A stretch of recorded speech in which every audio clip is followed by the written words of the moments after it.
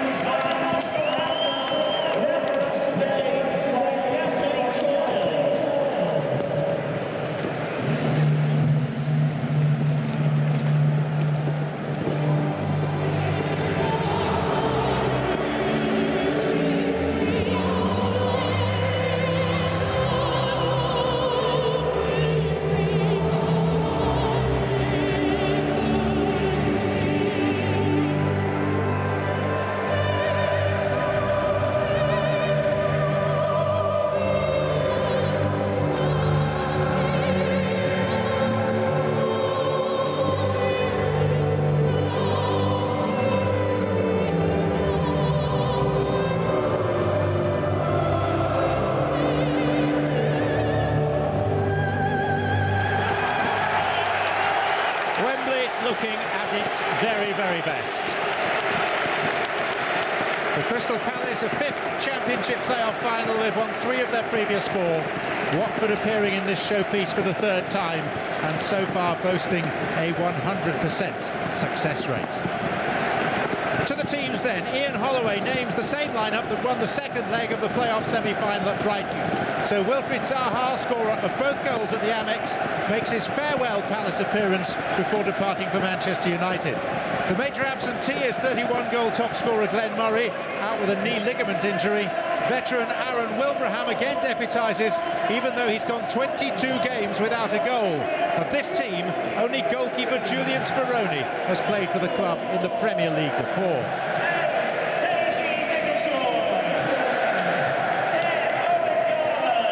The same can be said of Lloyd Doyley, Watford's longest-serving player, and part of the team relegated from the top flight 6 years ago. 2 changes compared to their semi-final. Pudil replaces Briggs as the left wing-back. Jonathan Hogg comes in for Christian Bertocchio in midfield. 7 of the starting 11 are lone players from Watford's sister clubs, Udinese and Granada. They've exploited a loophole in the current regulations to field a team that is largely borrowed and not bought. Gianfranco Zola making his managerial bow here. Jonathan Williams there, one of the bright young things in this Palace team. Just 19 years of age. Pitch being cleared of various bits of paraphernalia. 1 or 2 of the mascots out there still.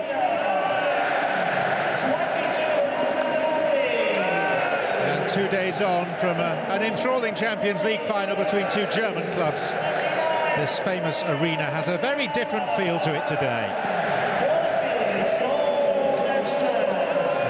Well, alongside me is the former Chelsea, Celtic and Scotland midfielder Craig Burley, who's going to be our expert co-commentator today.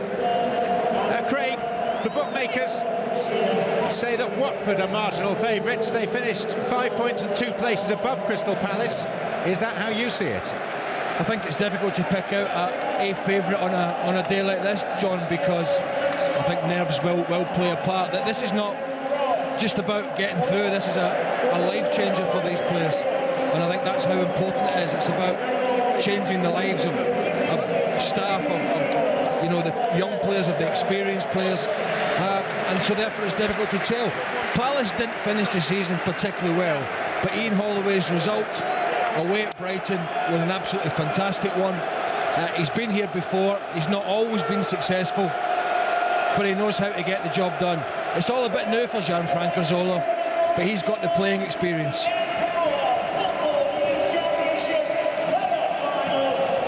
So, will it be Zola or Holloway pitting their wits against the managerial titans of the Premier League, one of whom we are led to believe is on the point of returning?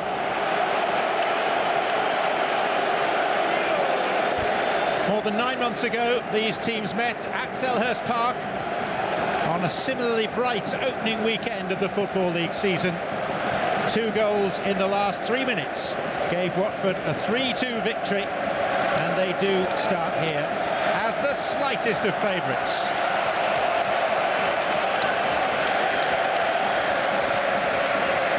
"46 league games, 3 playoff matches, sundry cup ties along the way.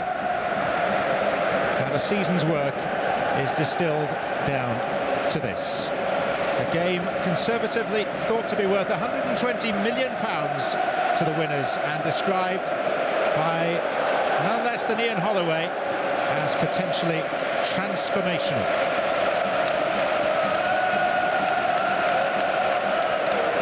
Palace at Wembley for the 6th time, the first time in 16 years. Watford making their 3rd visit to the National Arena. The N-Power Championship playoff final. For the winners, trips to Old Trafford and the Emirates, plus a bounty of money. For the losers, visits to Yeovil, Bournemouth and Doncaster.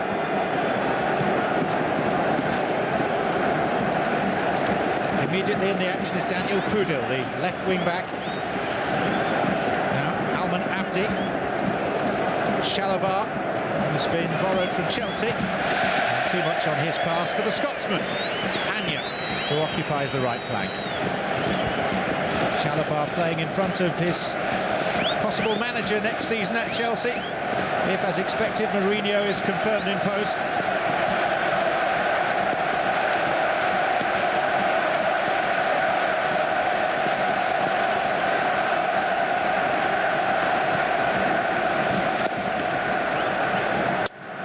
Ekstrand. We just have heard a slight explosion behind us, which is nothing more alarming than a balloon, of which there are thousands around Wembley.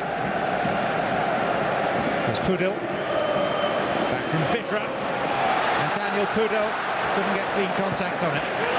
Yeah, I think Jedinak just got his foot in the Australian skipper of Crystal Palace. I think both sides, will, in terms of styles, John, will want to play. Both are like to get it down, they like to try and play. Not both managers, there'll be no negativity, I would imagine, in that dressing room before. There is a contrast to the setup of the teams. No surprise, 3 at the back for Watford. 2 wing-backs, a very experienced Cassetti, who's had a very good season at the back, playing on the left-hand side. Crystal Palace more than normal. Back 4, Wilfred Zaha, Manchester United bound, plays on the right. Young Jonathan Williams, who I think could be a real star, the young Welshman, he starts on the left-hand side. So contrasting setups, 2 evenly matched sides here today on a beautiful day at Wembley. Pitch looks great as well. Worcester was out there. These pictures being beamed around the world.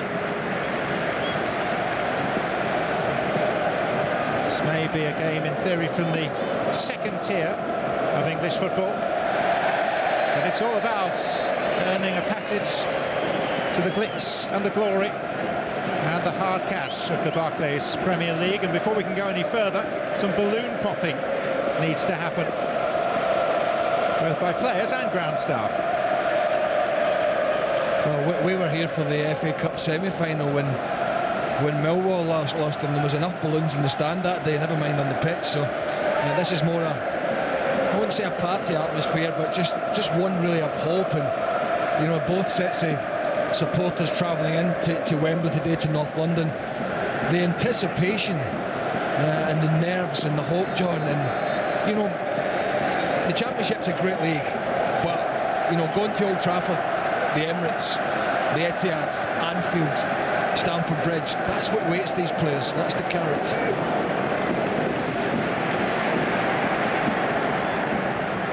Dean Moxey, the left back for Palace. Damien Delaney. There's a stark contrast between those sides in the Premier League and their resources and what they've spent, and these two sides. It's a foul from an ill-timed jump by Danny Gabidon. The Palace team today, the starting 11 cost £2 million in transfer fees. Watford's albeit they borrowed most of their players, £500,000.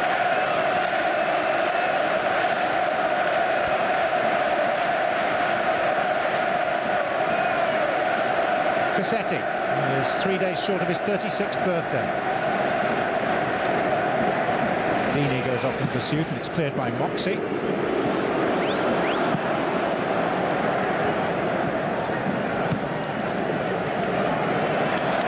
Ekstrand, the Swede.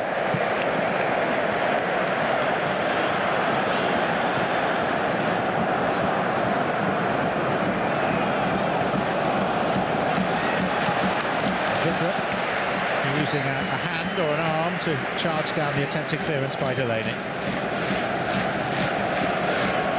Ian Holloway, as usual, has been full of quotes. Zola comparatively has kept his own counsel.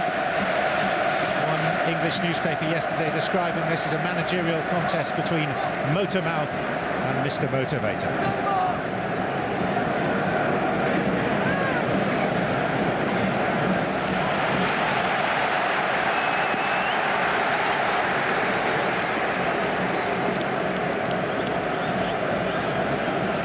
Mr. Modesty might be more apt when it comes to describing Gianfranco Zola.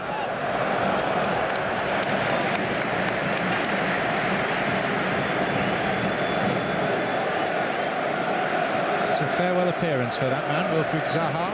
£15 million fee agreed long ago with Manchester United to transport him north over the summer.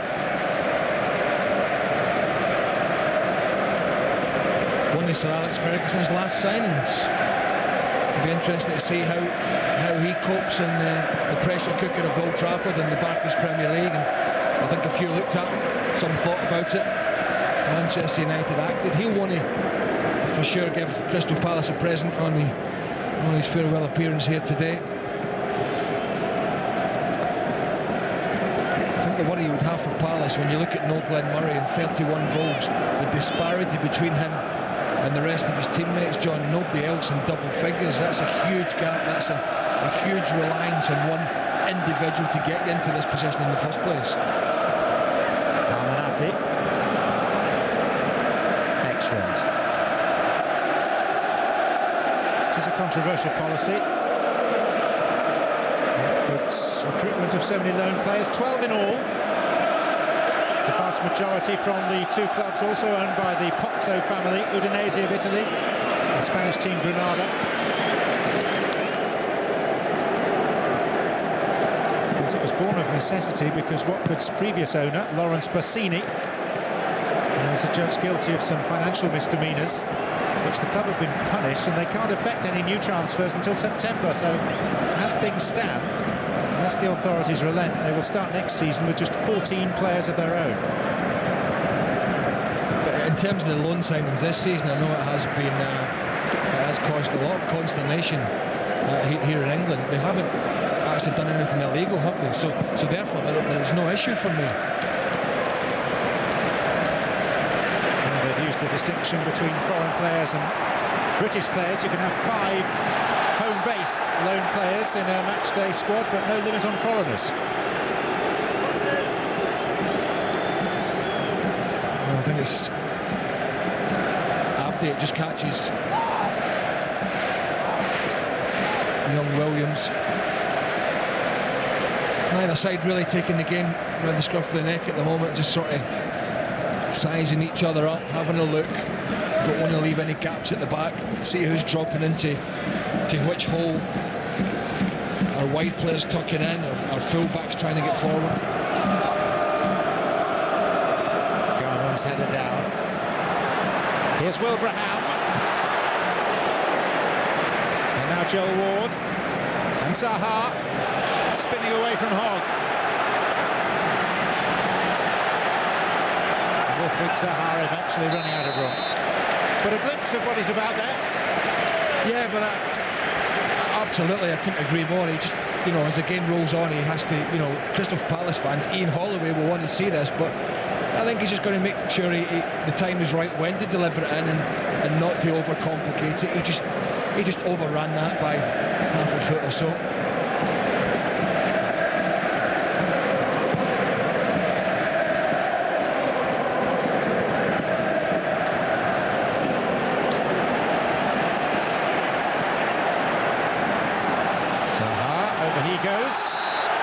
Kudils was the body in the way. Yeah, I thought I'm not sure Martin Atkinson gave it for the first challenge. I actually felt the first challenge from Kudil was the free kick. He's so intent in getting tight to Zaha, not allow him to turn and get running at him, that I think if he's going to use that tactic, he's going to give a lot of free kicks away, and he's going to put a lot of pressure on Cassetti in behind him. This is Owen Garvin.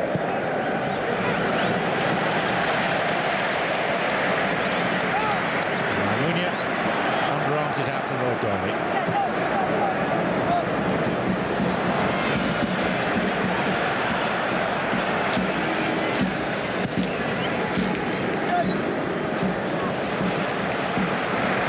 Previous meetings of these sides in the N-Power Championship have involved comebacks. Referee Martin Atkinson's going to produce a card for the first time. Joel Ekstrand. Well, there might have been a case for the early match, early nerves leniency, I would say. It's borderline. I mean, I can see why he's given the booking. I thought the first and foremost he may just have given the benefit of the doubt. He will now, Ekstrand, be treading that very thin line, John. Jelinek.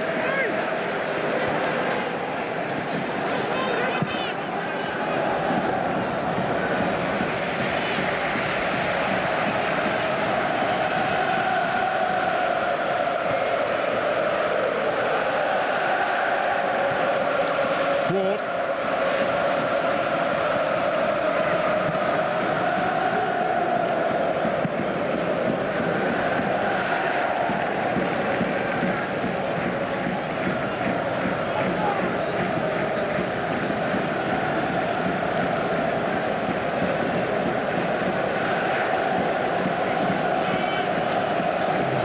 At the end of that dramatic semi-final against Leicester, Zola lost his composure, lost his footing, sprawling on the Vicarage Road pitch, having come bounding on to celebrate Troy Deeney's 97th minute winner.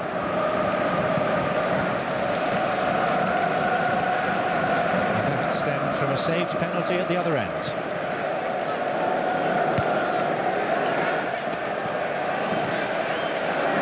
Dickerson. Zaha.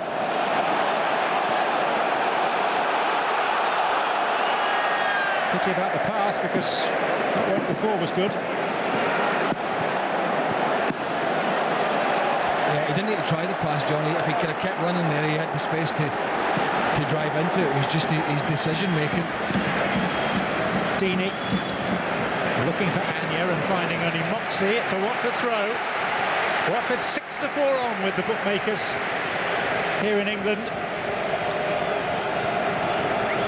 Crystal Palace rated at 11-10 to be promoted today. There were 25-1 shots back in August.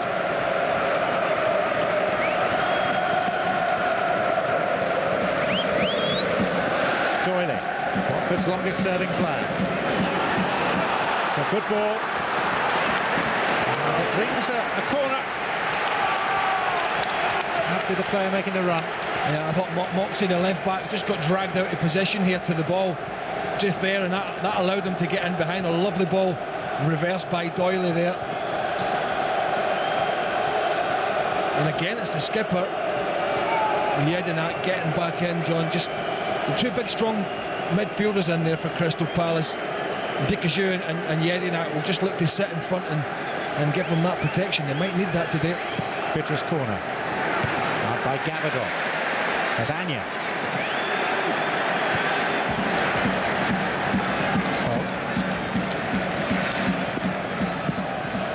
Ball. Both clubs with the same number of supporters inside Wembley Stadium today, 34,000 apiece.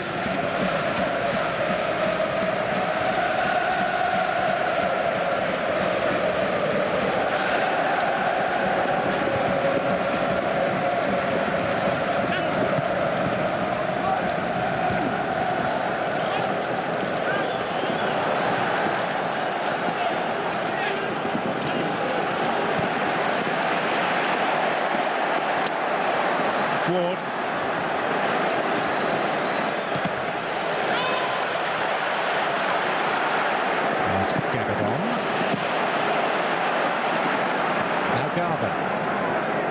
Yedinat.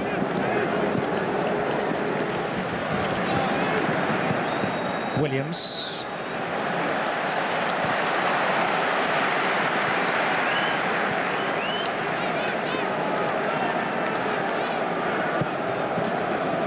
Now Daniel Kudel, Czech Republic international.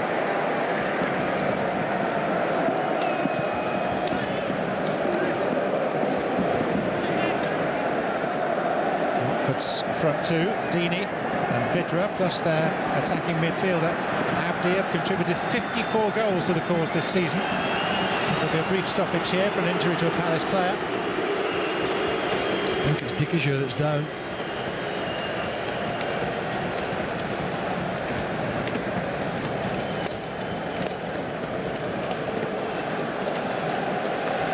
How significant is it that Ian Holloway is a course and distance specialist at this particular occasion?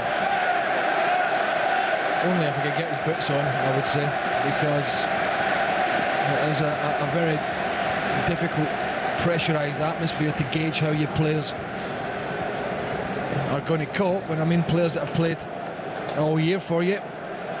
And both sets of fans will be, I think, relatively happy with what they've seen early on. I mean, neither goalkeeper's been really troubled. Unfortunately, we seem to have a more serious injury downstairs on the pitch to Dickersure. I wonder if he slipped, because I didn't see any challenge. I wonder if he slipped and he's twisted the knee, or he's up on his feet. The stretcher's coming on, but he's back on his feet, so you can stretcher boys can go back off. It doesn't look too bad.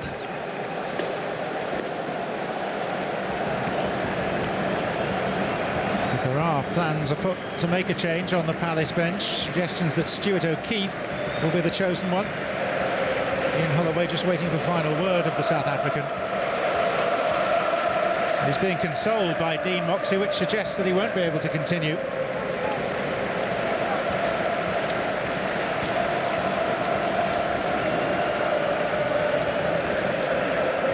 Well, there's nothing worse, I think, when you're such a big occasion. But whether he's, I mean, there's no serious challenge. It's I don't know whether he just twisted a knee or he's walking okay, but obviously he's in a no fit state to continue. It's a shame.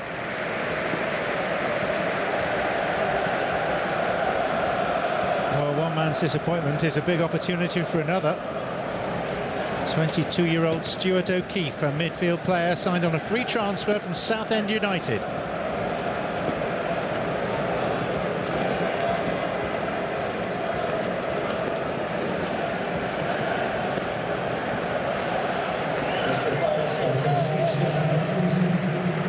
He's not started very many games, so this is a huge stage onto which he steps.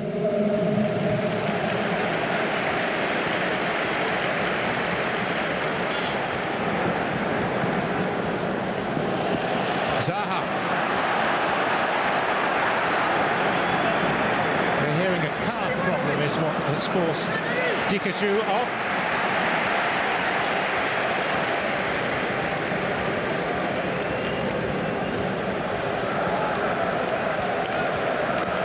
I knew he hadn't got involved in any collisions or any challenges. I think every player knows, John, when it's that scenario. I mean, you'd rather be involved in a knock or a challenge where you've got a bit of a bruise and you can run it off. But when it's a muscular injury, I mean, we don't know. He may have come into the game with it as well.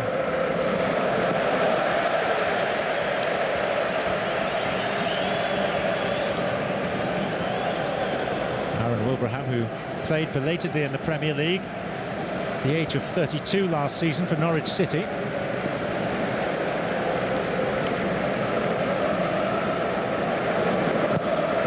A smattering of Premier League experience across the two sides, although it's put into some sort of perspective when you think that Kevin Phillips, who's a Watford substitute,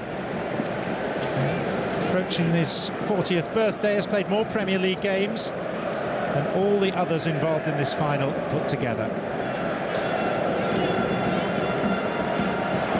Phillips Phillips, now of Palace, formerly of Watford, looking to make a mark in what may be his last game before calling it a day. Abdi's free kick. Onto the head of Delaney. Here's Doyley. Deeney.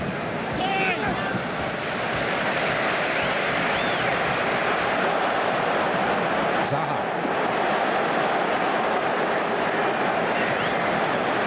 And they got past Cassetti, and now he's got past Chalobah. Owen Garvin. Block was by Doyley. No, had a pass on to Williams on the far side, which he chose to ignore. Again, the danger of Wilfried Zaha there. But actually, Chalobah got himself back into a decent area, John. Just didn't deal with it. Palace feeding Zaha at every opportunity now. And yeah. There's Moxie.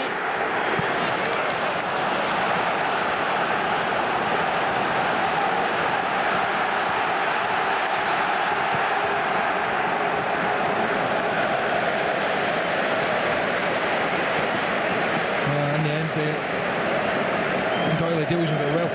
Chalobah gets his body in the way quite well there, but then actually got across the ball too far, and Zaha just got out the other side of him. Doyley gets the challenge in as Garvin pulled the trigger. Garvin had a pass out to his left-hand side, he chose to ignore it.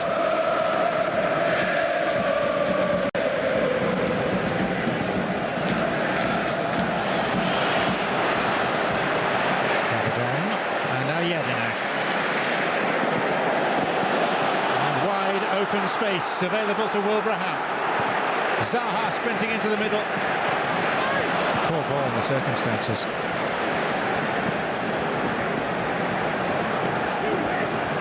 Well, I can see what's happening here.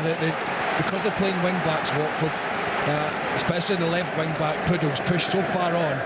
Three centre-backs are narrow. Cassetti doesn't want to go and play out there, so he's playing in beside Ekstrom. That's leaving a big gap down this channel here. O'Keefe.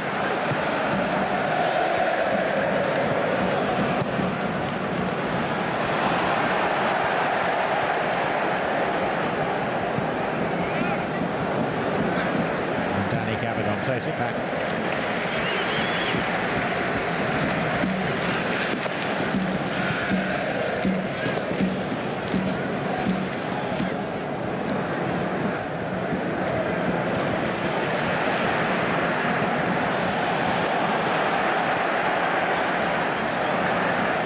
Williams, Garvin, Jedinak. Most of his club football in Turkey prior to arriving at Palace. And now captain.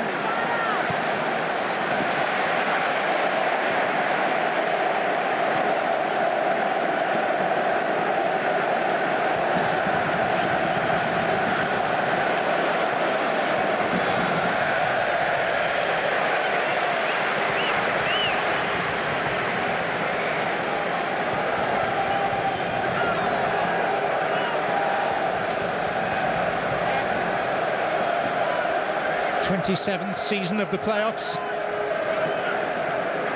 Now firmly entrenched as one of the highlights of the English football calendar, albeit agonising to be involved in directly. It's distilled down to a single game at Wembley 23 years ago.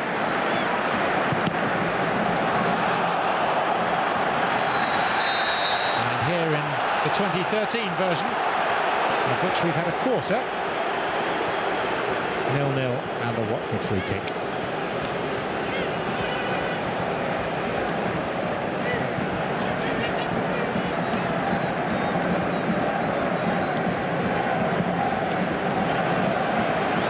I say that recent history favours Watford, who finished third in the league table. 5 of the last 7 Championship playoff finals have been won by the team that did finish third.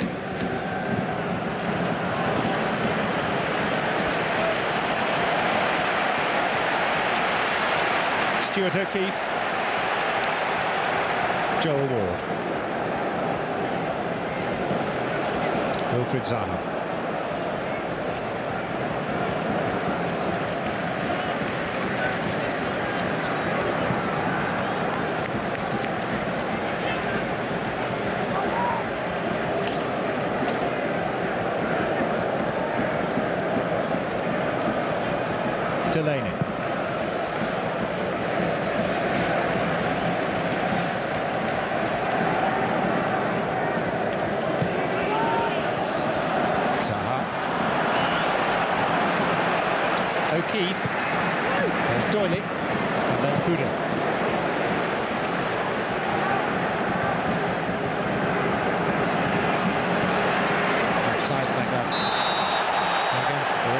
Zaha.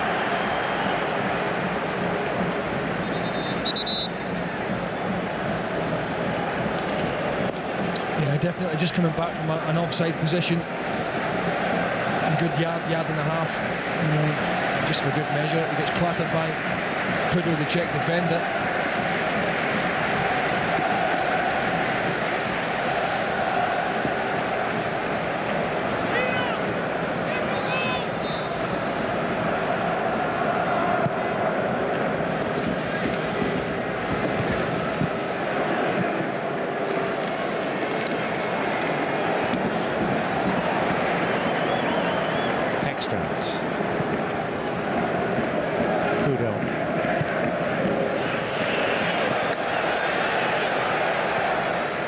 Watford twice victorious in playoff finals before. 1999 against Bolton, 2006 and they dispatched Leeds 3-0. That game played at Cardiff's Millennium Stadium. And Ian Holloway's getting down to serious business on what is, in fairness, a pretty warm day in northwest London. Yeah, but I think he'll be happy with the way his side have started. For me, they look the more dangerous of the two teams at the moment. Especially down the Watford's left, Palace's right with Zaha.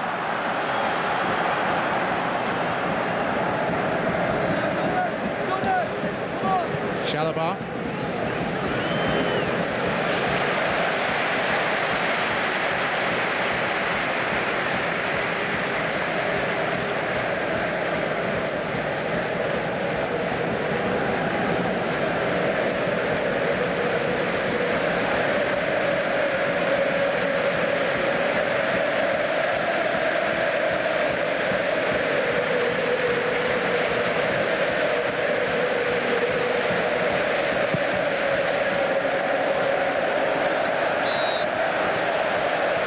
Free kick. Enjoyed plenty of possession of late. Yeah, Watford started well, then Palace have crept back into it on that front. They've turned their possession into good areas. Just the final ball hasn't been quite right. Owen Garber.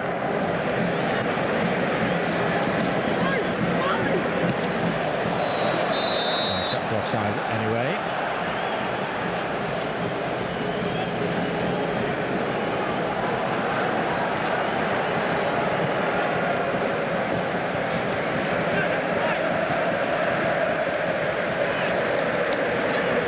Doyley, Vidra.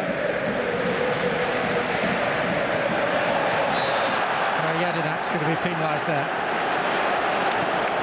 I thought it was more clumsy than anything else, but he's getting booked for that. Not very matter. It wasn't dangerous. It was just, well, yeah. He knows he's not getting there, and just the forearms come out with it. And the catch update.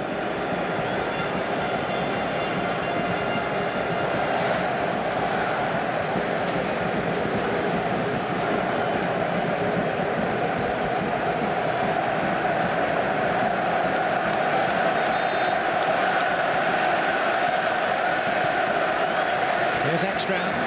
Doesn't quite reach him thanks to the diligence of Aaron Wilbraham.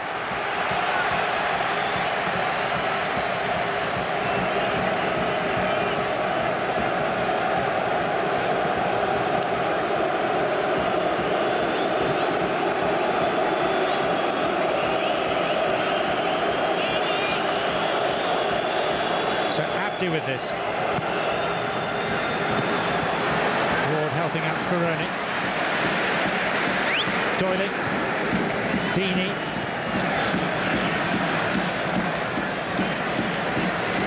Maxey putting his foot through the ball.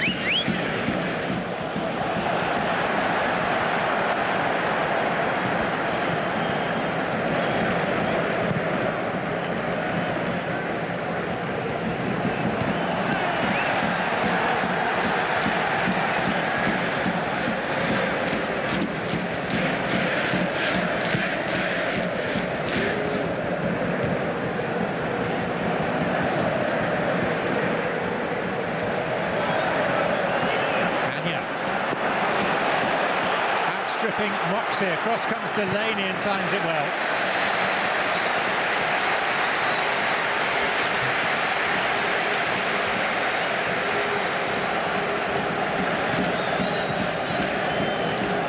Half an hour played.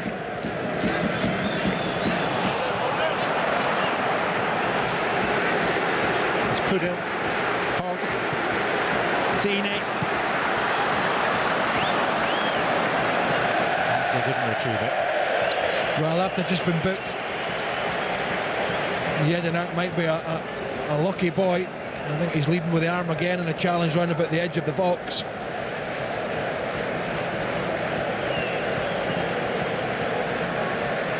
In all fairness, I think he's just putting that up to protect himself.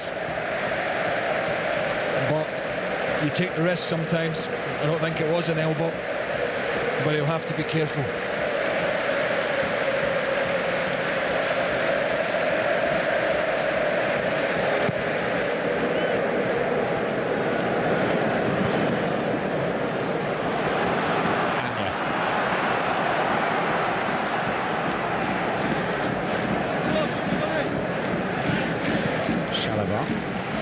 Doyley, Vidra,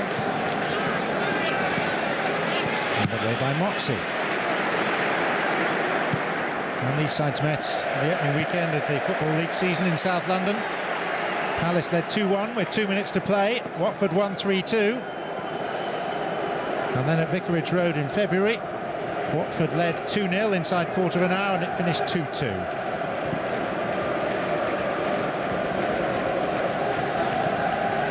In fact, Watford have only won one of the last 8 meetings with Crystal Palace. And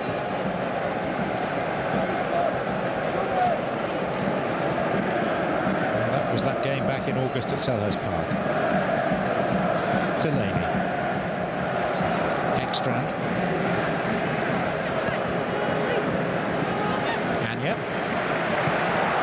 Jonathan Hogg, former Aston Villa junior. Vidra, now Deeney, and it'll come for Vidra! Well, it was a heroic and very necessary challenge from Damien Delaney. Yeah, I mean, I don't know if they got a bit lucky. Yeah, just there with a little deflection, and it's a super challenge, it really is. For the first time, he would see the back of the goals. The first time, I think Speroni felt he had a save to make. What a great challenge.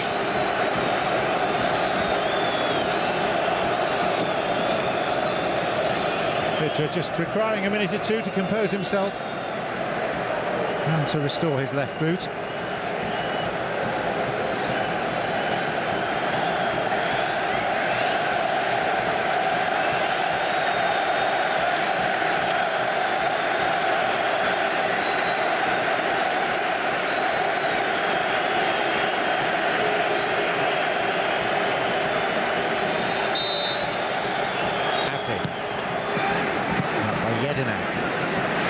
Anya. Moxey.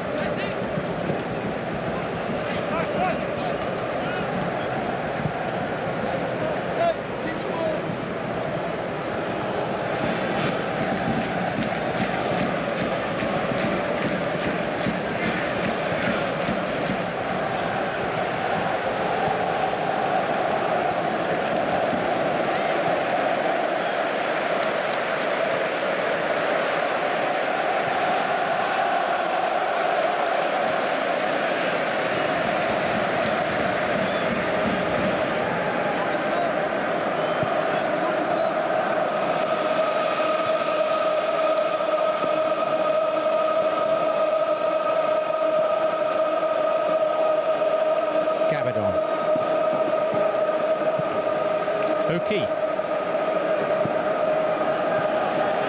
Zaha. And a miscue by Jedinak, seized upon by Shalabar. Deeney.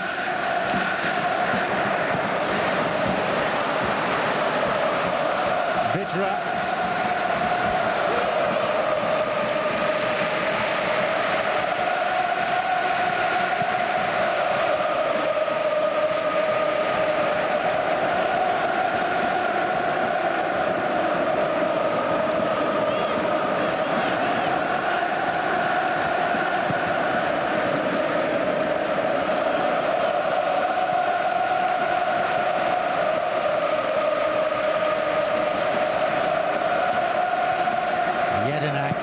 Lofted for Williams.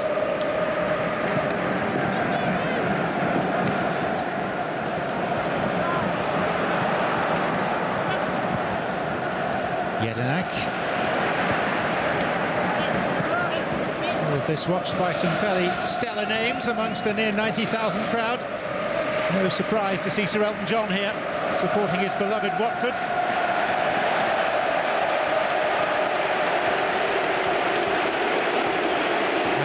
Wearing Palace colours equally proudly, Eddie Izzard.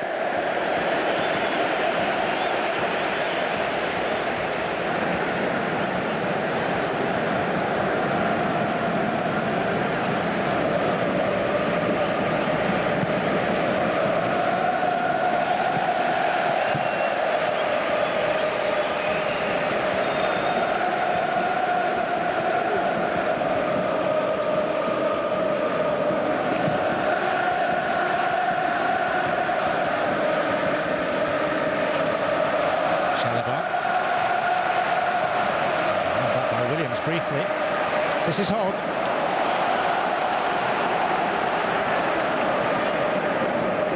Abdi, Dini, Pudel, Gabadon's head for Palace, and then the boot of Moxie.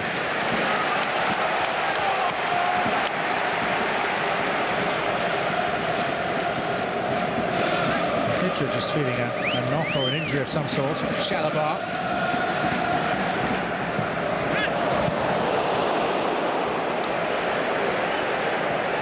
Pudel, and now Joel Ward. Okay. It's actually a very good ball in from Shalabar, youngster on loan from Chelsea. But when you're playing wing backs, as Watford are, it's always difficult to get your wide player, the wing back, in at the back post, and that's what happened on that occasion.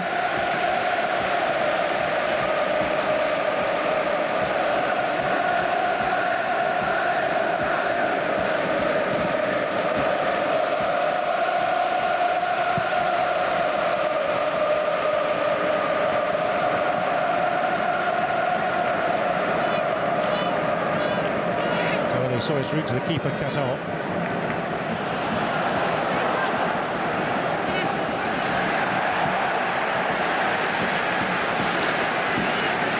They said he won 2 of the last 12 games, but both those victories came in the last 3 outings. An unbeaten run of 6 games.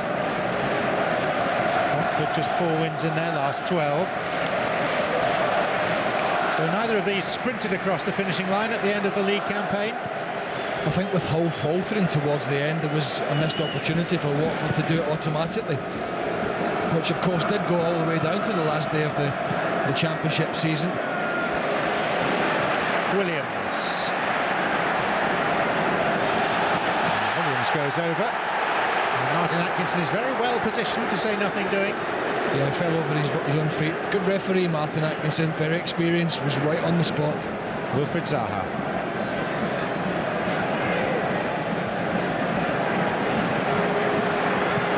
O'Keefe, heavy first touch. Chance for a second.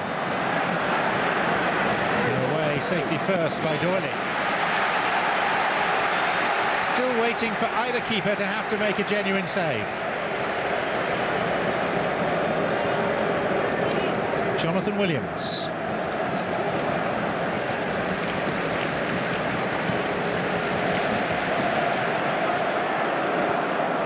Garvin. O'Keefe.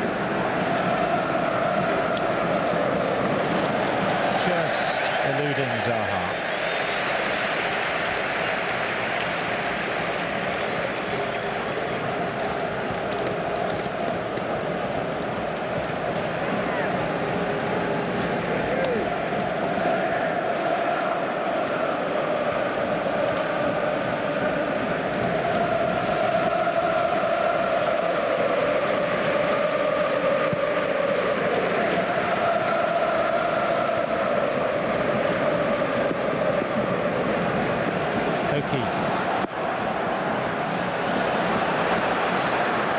Cassetti not as quick as he once was, but swift enough there.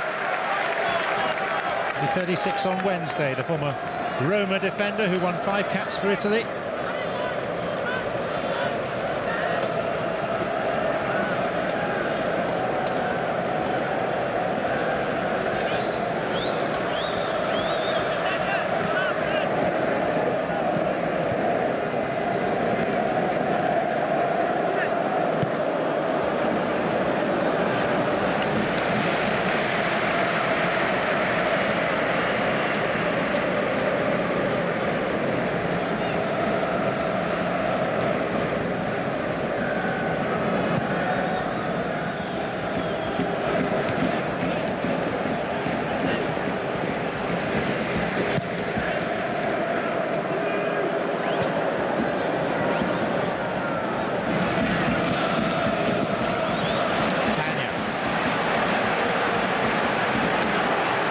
Here's Hogg. That was arrowing towards Abdi.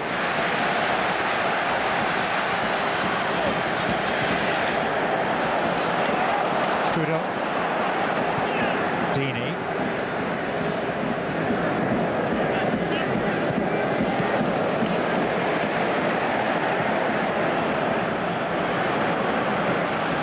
Wilbraham. Now Williams, the 2 Palace wide men, having swapped sides. And they also have the very useful Yannick Bolasie to come off the bench in the second half. Here's Dini. Just blocked here, Anya, by Dean Moxley. Very clever from the experienced Palace left back. He's quick, Anya. Very, very quick. This is Anya. Shalabar.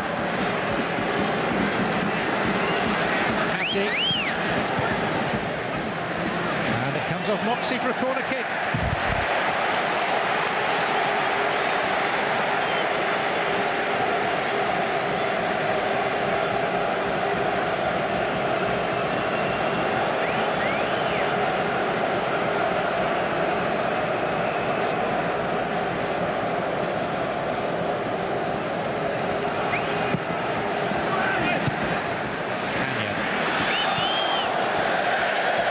Interesting character, Anya, born in Glasgow to a Nigerian father, a Romanian mother. Counts non-league clubs Oxford City and Hales Owen amongst his former clubs. And he went to the Glen Hoddle Academy in Spain. From there to Wycombe and Northampton, and then to Seville and Celta Vigo.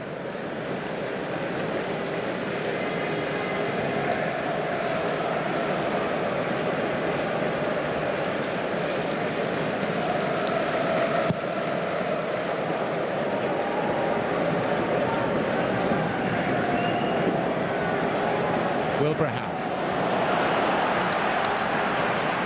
Tucked back by Anya to Almunia.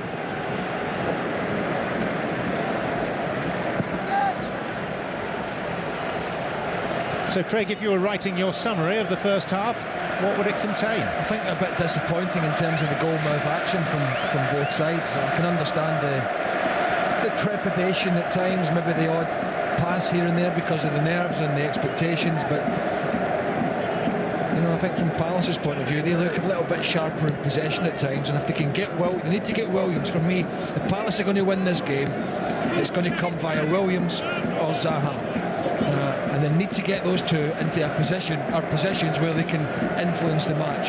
That happened for, I would say, 10 or 15 minutes in this first half, but since then it's been nullified.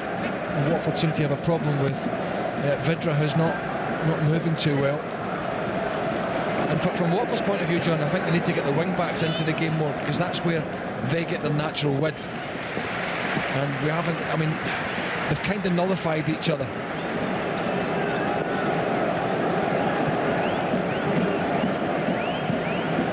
Ward slipped away from him.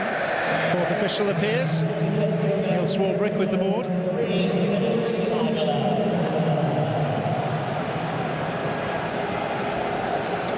There's Watford's injury concern, Matej Vidra. He seems pretty immobile now.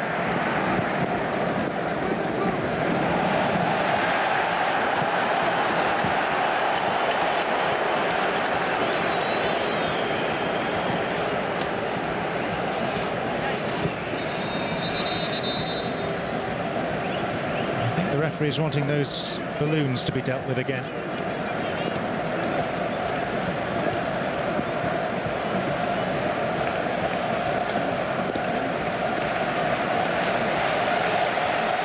I mean, the one thing that's been sorely lacking, I mean, apart from the attempts on goal, is neither side's front men and front man in the case of Crystal Palace, but neither side as attacking player has looked likely, John, to be running in behind either back four or back three.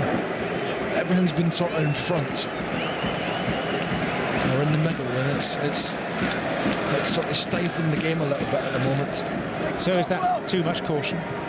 Well, it could well be. I mean, it's been a long season as well for these boys. I know they've had a good break since they've won the match, or the matches that got them to this stage. But yeah, and I think there is a fear factor of pushing up a little bit too far and leaving the gap in behind. But at some point, unless these fellas in the pitch want extra time and penalties, they're going to have to do it.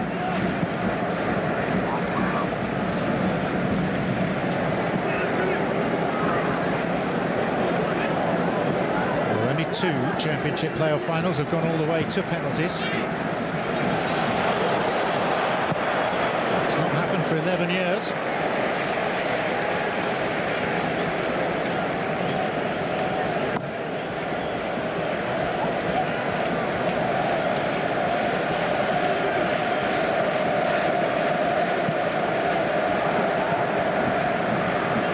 It's a stumble by Cassetti, who'll be relieved to see Stuart Burt put his flag up for a foul.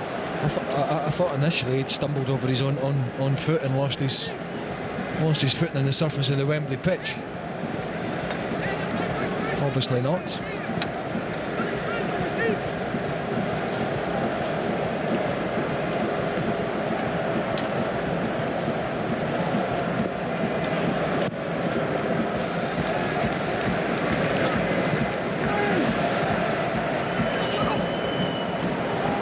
Zaha.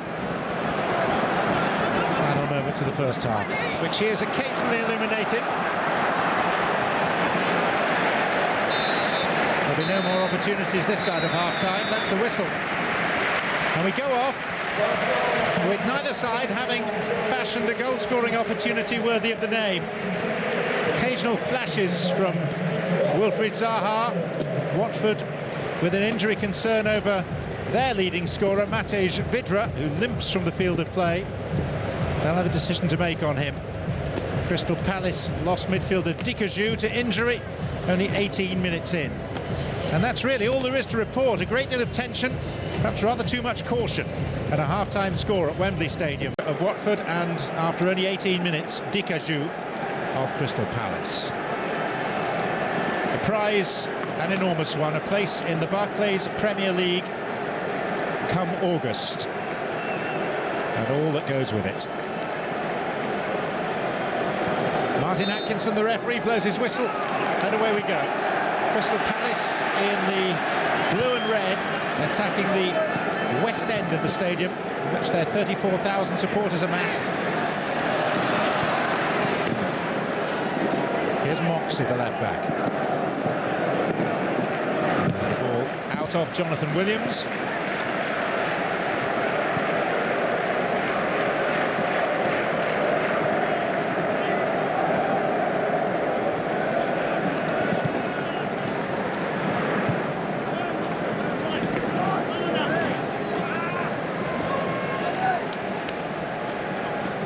Word from the Watford dressing room is that it was Vydra's right ankle that gave way. Palace losing Dicajou before the midpoint of the first half with a calf problem.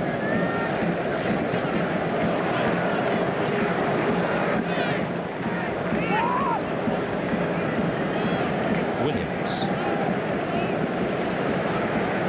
Hasn't quite been able to get himself in the game, Williams, in the telling area, the final third. That's where the young Welshman will doing his damage, along with Zaha, who had a very good period, Wilfried Zaha, in the first half, but then he switched sides about 10-15 minutes before the half-time whistle and didn't really have any effect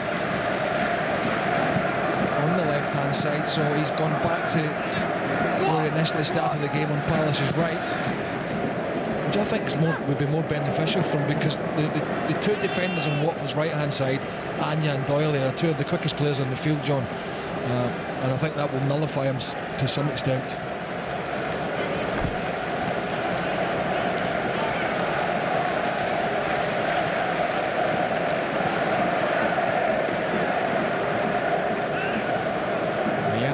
Is amongst those still available to Crystal Palace.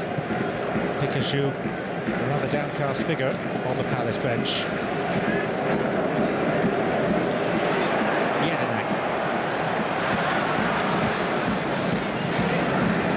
The skipper there again, rescuing it for Zaha. And Jedinak is pulled up injured now on the far side, on the apron of the pitch. He's limped back on. And this is the substitute, Geho. Abdi. Pudil. Watford, as ever, playing with three central defenders and two wing-backs that get a long way up the pitch as Shalabar lets fly.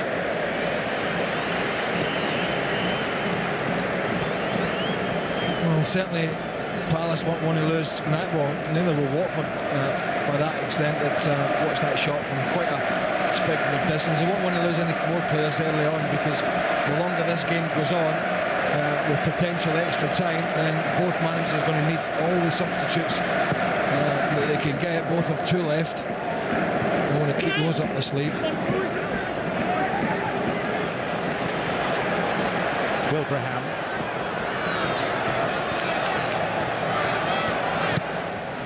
Garvan. Jedinak. Williams.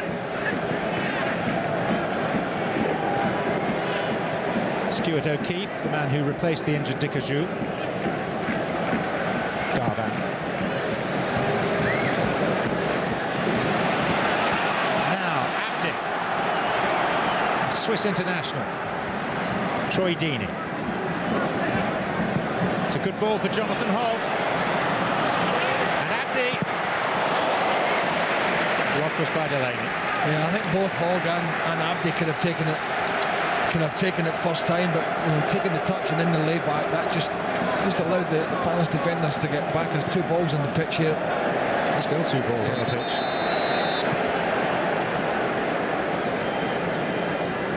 Told you that story, haven't I, several times, but when I scored two balls on the pitch for Scotland. There's many stories you've told me several times, Craig, but do remind me.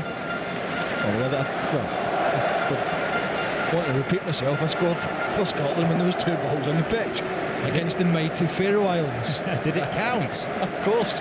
Yes, luckily it counted as one of my international goals. One of many. All right, three.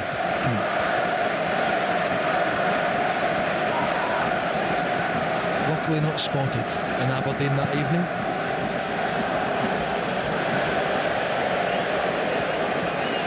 The musings, some would say ramblings, of Craig Burley, last man to score for Scotland at a World Cup finals. Prouder, though, of the fact that he was the last man to be sent off for Scotland at a World Cup finals. I think I begin holding both those records for quite a while, the way things are at the moment, but we shall see. But thanks for reminding the viewers around the world.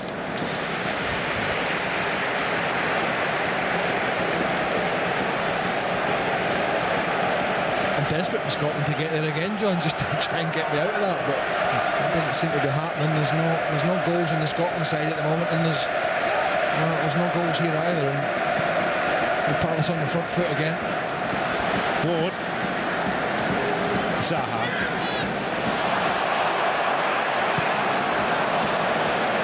Well, the turn was great, the cross wasn't. And Anya has won it back from Williams. Shalabar. Anya again. Deeney's through the middle. Geho in support. Anya. Delaney.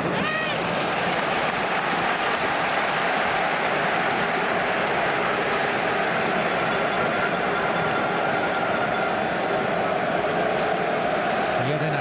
still not moving comfortably.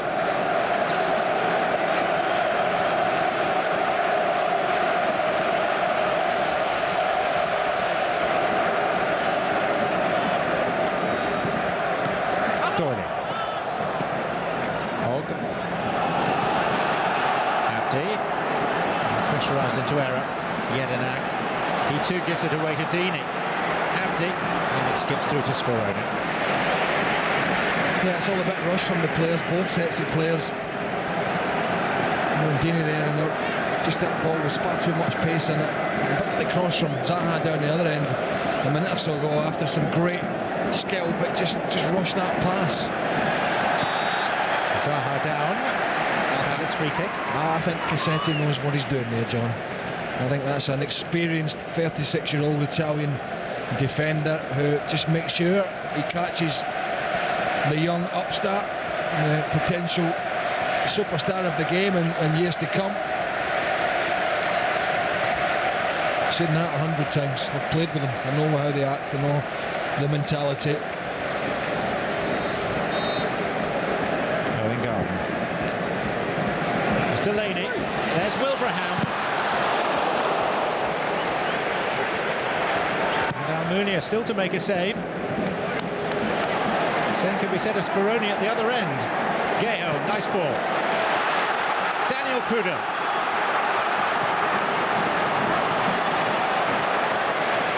Gabidon. Turning defence into potential attack. Aaron Wilbraham.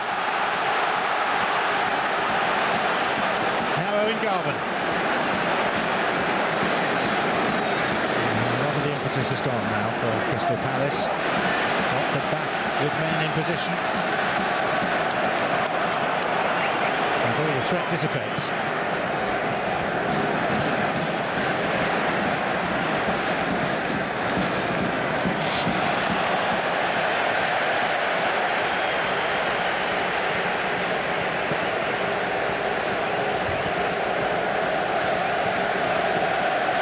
Glorious afternoon at Wembley Stadium. The only spare seats, those in the corporate level, Club Wembley.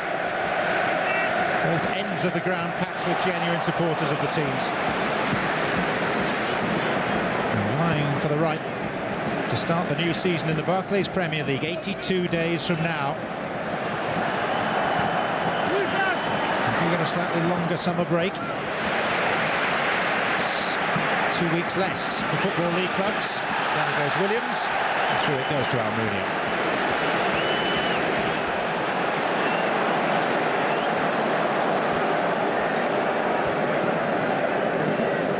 Craig Burley consults his watch next to it. And wonders whether the train times that he had planned for the journey home may have to be revised.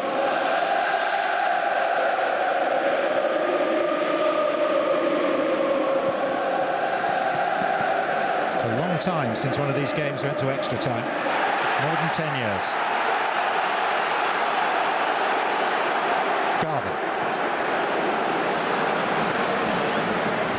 Zaha. Down he goes under the challenge of Cassetti.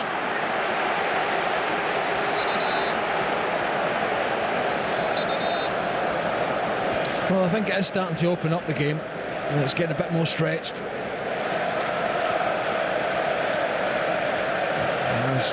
First time I've actually seen this fella in the flesh, John, Zaha. I've not seen a lot of Crystal Palace this season. And I've got to say, he's still a bit raw, of course, but he is one supremely talented young boy.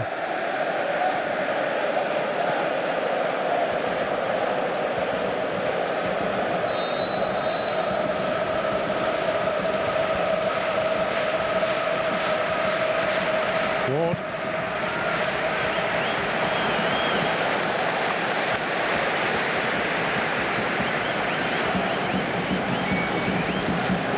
Shaloba. He's looked very composed in the ball. Shaloba, like that. Gayo.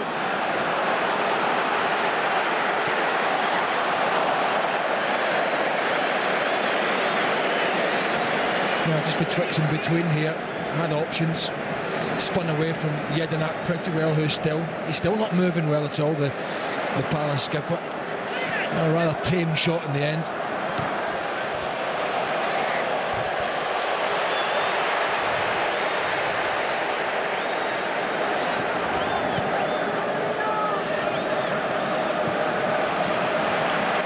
Doyley.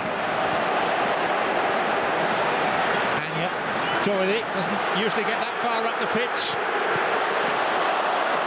He's only ever scored twice.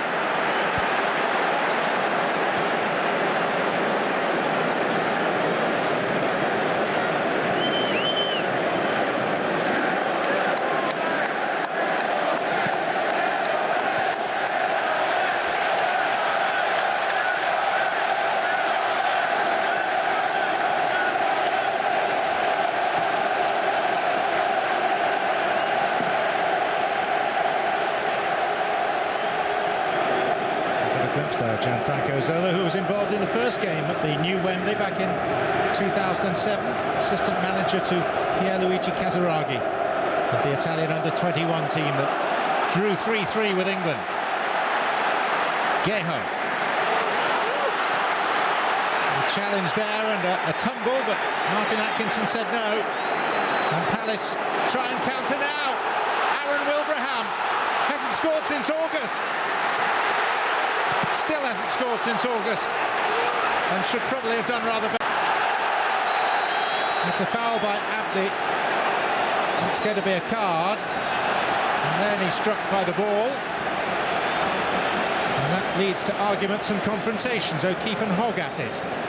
Yeah, O'Keefe's just kicked the ball back at the injured player after the free kick was given. I think it's frustration that Martin Atkinson didn't allow the advantage, because he could have actually played out another advantage there. There was a shout for a penalty down the other end on Pudo, who I didn't think it was. I thought he dived, and then there was a chance for Wilbraham, but he didn't have the pace to go away. He was too hesitant. There's the challenge here. He slips.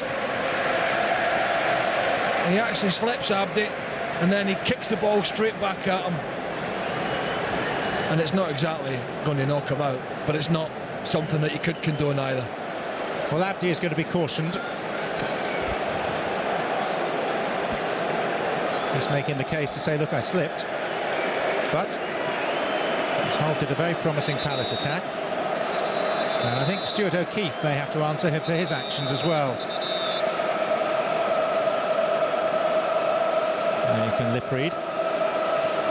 Or you, O'Keefe.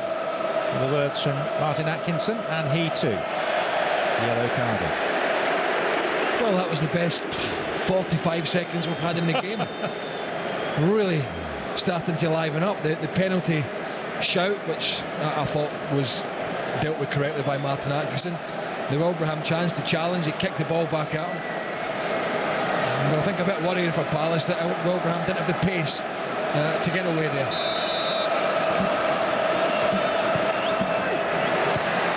Deeney's header out, whacked by Moxey. 3 waiting. Cassetti's header out. O'Keefe. Garvin.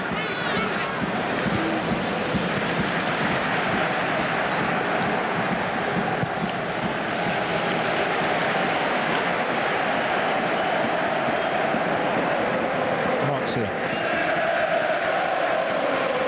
Gavadon.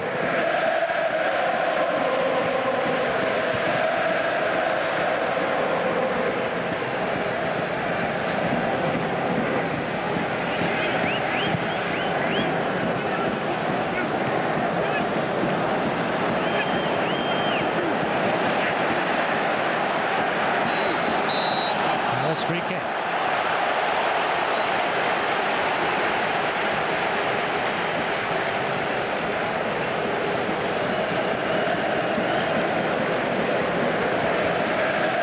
Brooks Delaney has gone forward.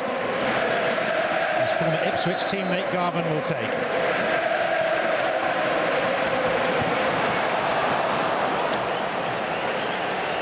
Well, Damien Delaney has been as effective as anyone in the air for Palace.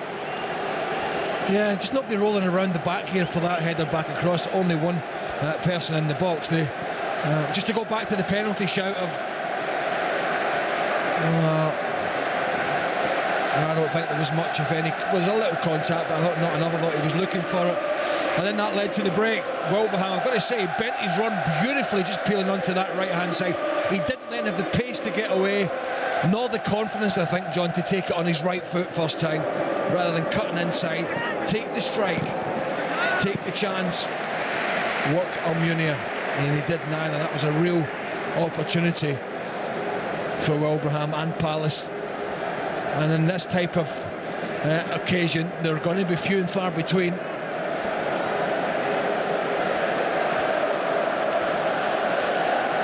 Well, activity on the Palace bench. Yannick Bolasie being called forward. Kevin Phillips getting ready too.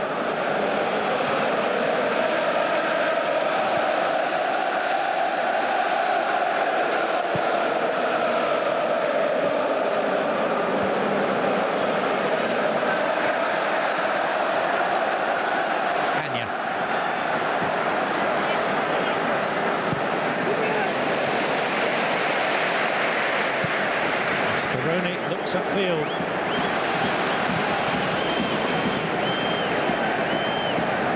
Doyle. Hogg. Shalabar.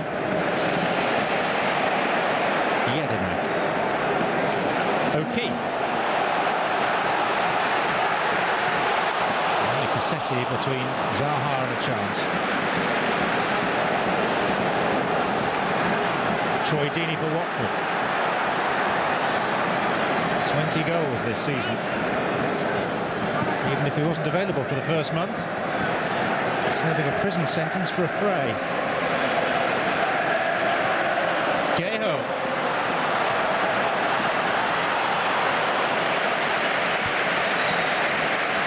And then again there, I think Geho's going to be looking for the little layoff. Look at the little inside run. You're going to be looking for your teammate, not trying to go all the way on your own from such a tight angle. It's not a day to be trying to make a hero of yourself. It's a day to do the right thing and make the right decisions. The rest will come.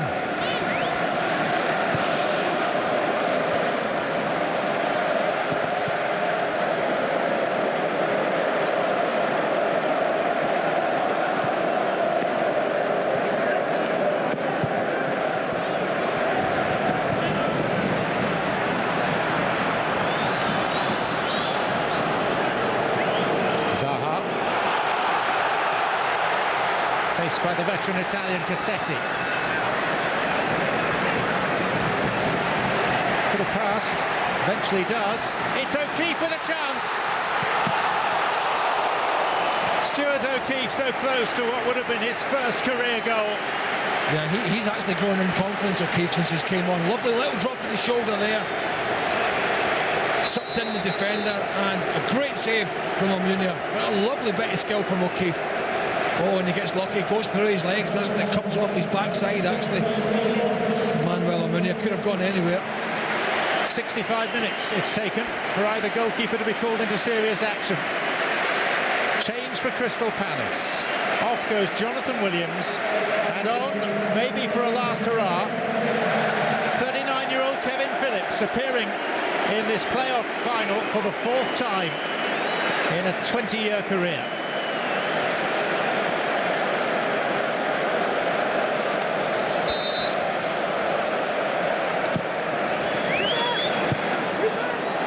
O'Keefe. Oh, and Wilbraham! How on earth did it reach him? And now Almunia's had to make two crucial saves in a minute. It's a corner, but it might have been so much more. I think Cassetti and Poodle just looking at each other, and he's got to clip it over him here. Another chance. He has got to just go for a little dink. Just there. Almunia's always going to go down. The keeper is always going to go to ground and spread himself there. Little clip over him, goal. Came to Gabadon, and he couldn't do anything with it. You just sense this final's coming alive. Yeah, he's like Superman there, wasn't he, Manuel Almunia? Coming out flapping. Something that Arsenal fans will certainly remember. Not the most confident under pressure from crosses. Wilbraham. Phillips.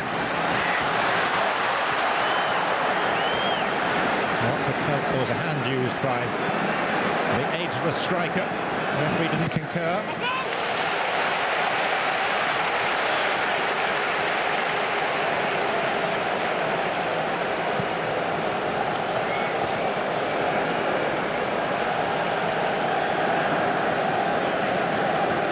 One manager relatively silent, the other hyperactive. And an injury break, Troy Deeney. See, the difference is now for Gianfranco Zola that he was once a player who could turn the game in a split second with some of the most magnificent pieces of skill, but he's a manager now, and it's more frustrating. I think he will be pleased, Ian Holloway, because his side really looked to have a cutting edge in this second half, but he doesn't want to be ruining those chances, and they've had the best chances in this game by far. This is the man that's had to make the saves. First from O'Keefe, lovely drop of the shoulder, gets a bit lucky here, but for standing big he deserves that. And then an awful piece of defending from Watford, and then it really should have been clipped over him. The best of Almunia, and now the worst. Flapping, got away with it.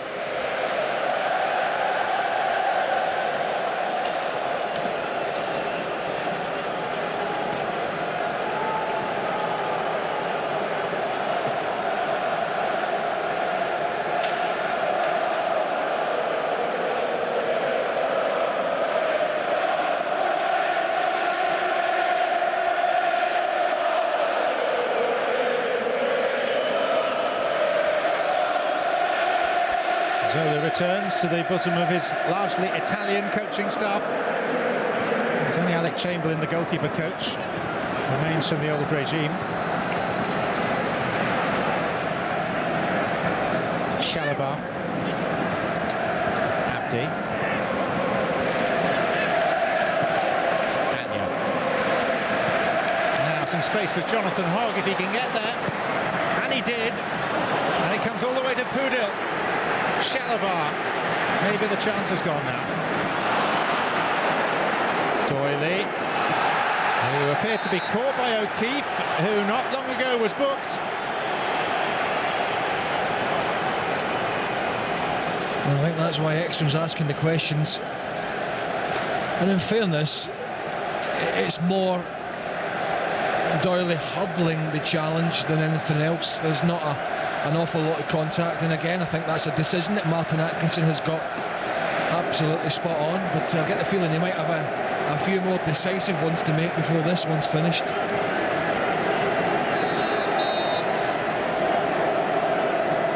Abdi.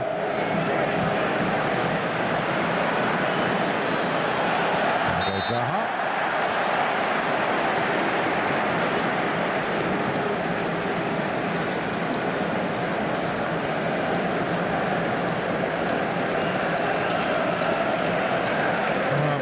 Two top scorers in the Empire Championship this season. Watford 85 goals, Crystal Palace 73. And yet neither has managed one so far today.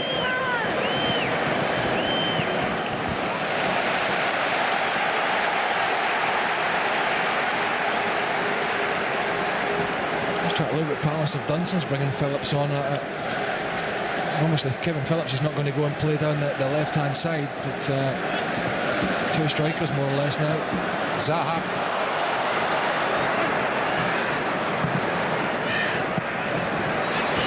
Phillips. Didn't fall fast enough for Garvin. Damien Delaney.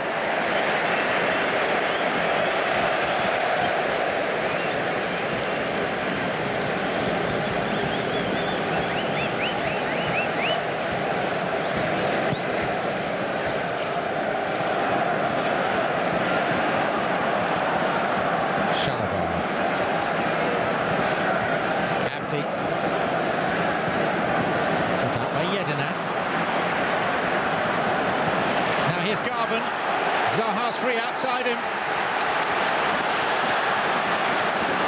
Palace with numbers. Kevin Phillips. Owen Garvin.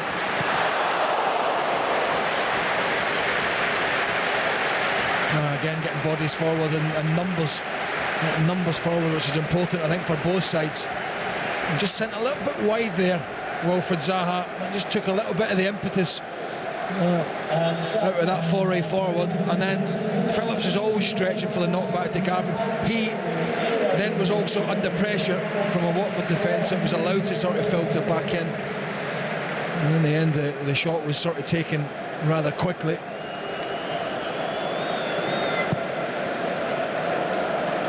Watford waiting to send on Christian Bertocchio, midfield player. Yeah, I think they've lost a bit of impetus in there. In fact, I think they've lost a lot of impetus in there.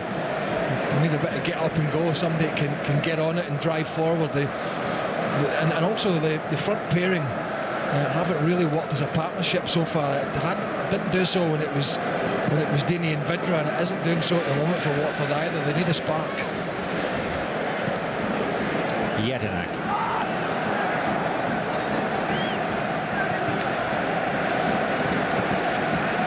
Zaha. Oh.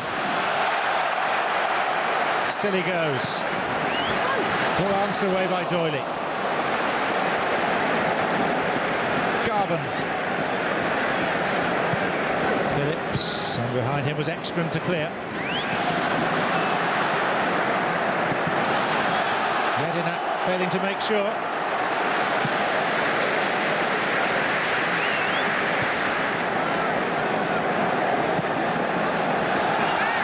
Clumsy attempt at a challenge by Gayho. A stupid challenge. He's never even looking at the ball. He's always looking at the Palace skipper. Opportunity for the change to be made. Christian Bertocchio, Argentine born but an Italian under-20 international. He's on loan from Udinese in Italy, and he's replacing the Chelsea loanee Nathaniel Shalabar.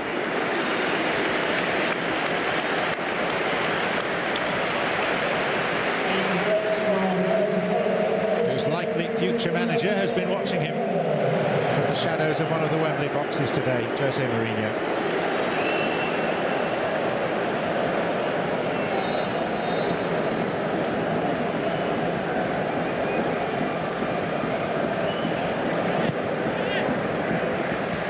Wilbraham.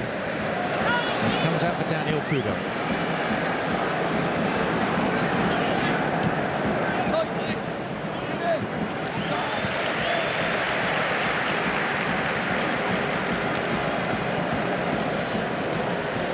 The meeting point of sunlight and shadow is precisely between the two benches right now.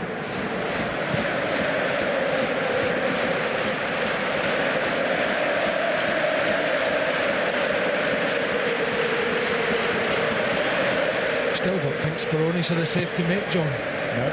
Coming up in 75 minutes. For a side that have scored as many goals as Watford this season, that will be a huge source of frustration to Gianfranco Zola. Moxie. There's Anya.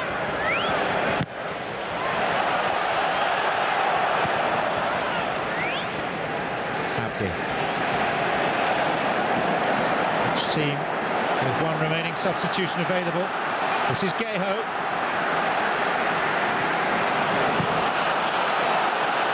Zaha. Most exciting player on the pitch without question. Seen off by a player nearly twice his age in Marco Cassetti.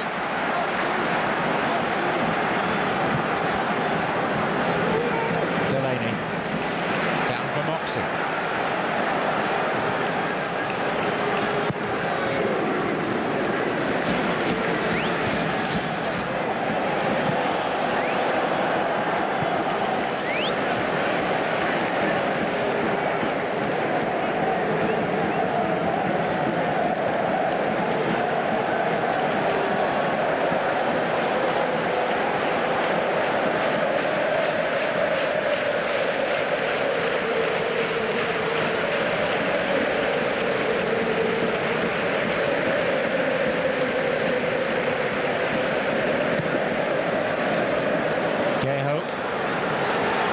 for Deeney.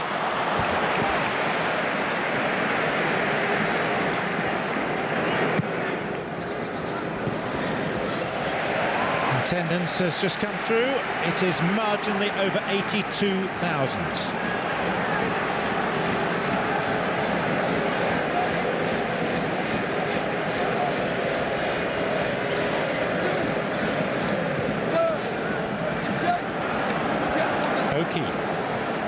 As the sun goes behind a cloud. It's not something that's happened often today. Kevin Phillips. Phillips, who is on loan from Blackpool and has been since January. Played here last year for Blackpool as they were defeated by West Ham.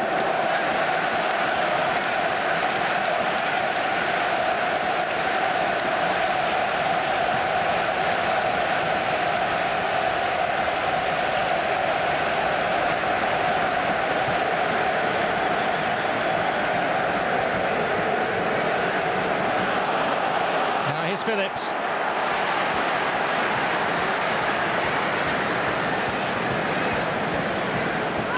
O'Keefe.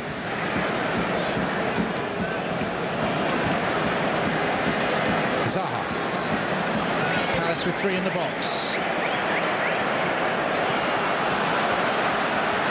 Zaha back for more, aided and abetted by Ward. That's Ekstrand. Eventually a punch, although far from a certain one by Almunia. Yeah, I thought Wilbraham did well there because, so many times you see strikers give away free kicks. A lot of times soft, but he just got his body in front. No attempt to foul the goalkeeper and give a needless one away and relieve the pressure.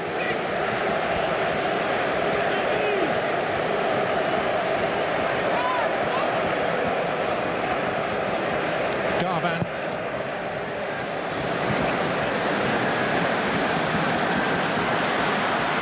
O'Keefe.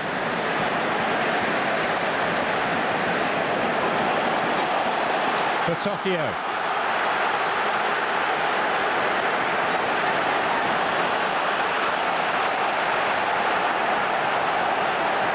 Diving in.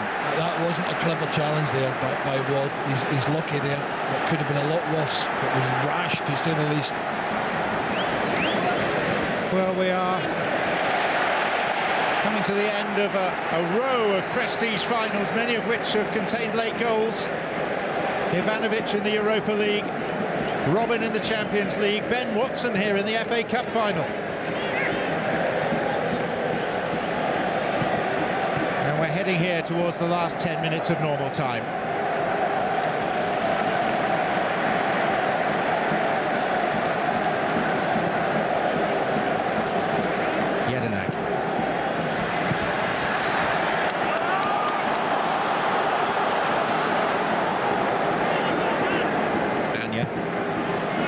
Delaney, as the sun reappears.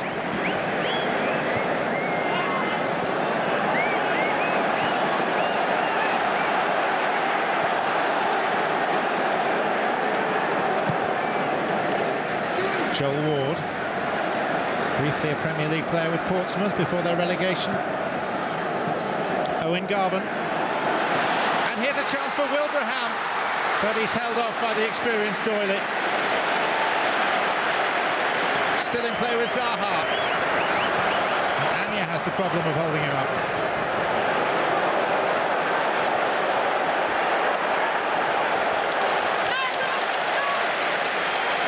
Well, an important piece of defending by Lloyd Doyley.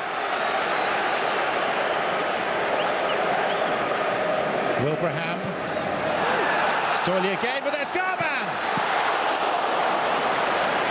I think it was one of those who took it so quickly. That's a poor challenge there by Ward. Second poor one he's made in the space of a couple of minutes. A rather rash challenge, but maybe in hindsight for him, one worth taking just to stop the breakaway. Well, it's certainly a booking.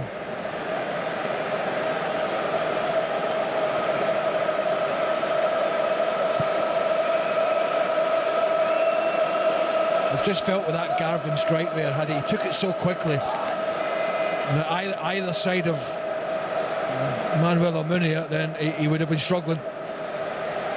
It's one of those flash shots. There's a little shout for a handball of Doyley. And this is the good defending. Again, it was Garvin. Loved the little reverse ball, but Wolverhampton didn't really have the pace and strength, and Doyley did.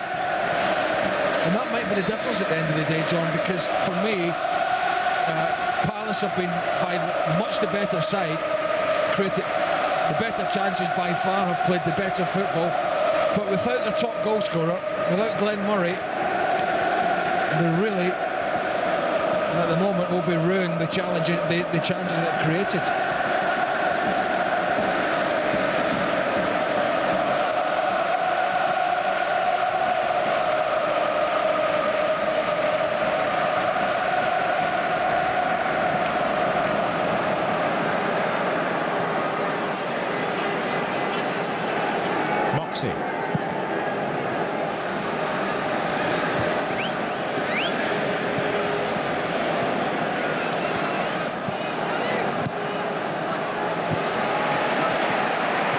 Zaha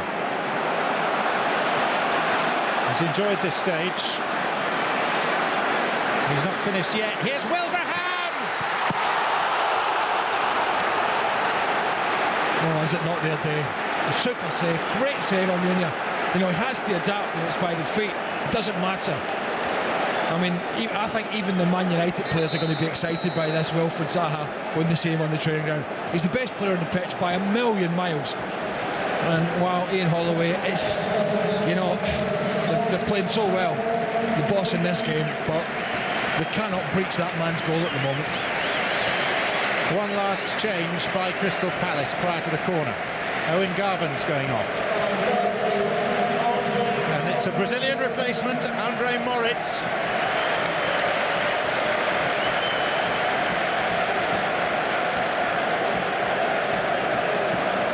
And his first duty will be to take this corner kick.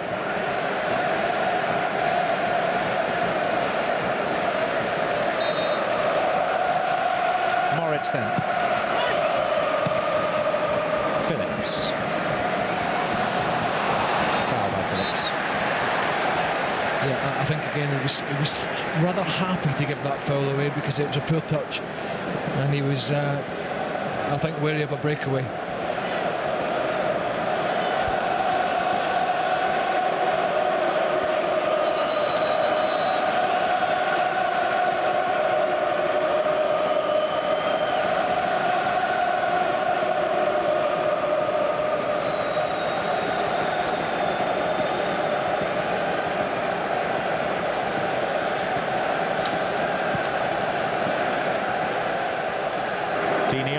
Let's get ho! And out comes Speroni. Ekstrand. Jedinak. Not quite, and Geho's offside.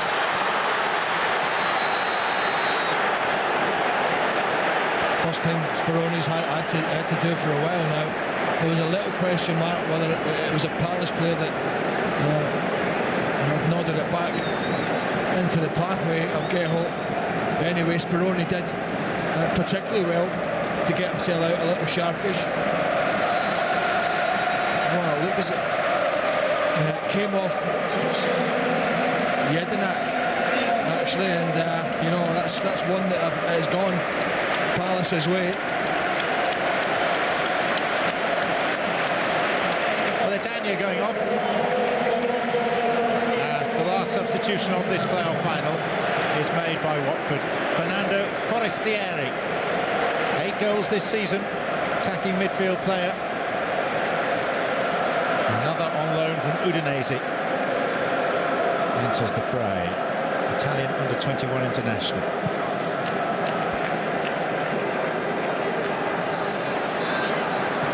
Ekstrand goes down. Wilbraham says that he was having his shirt pulled.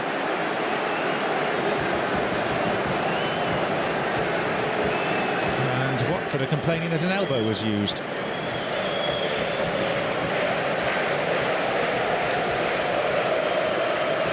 No.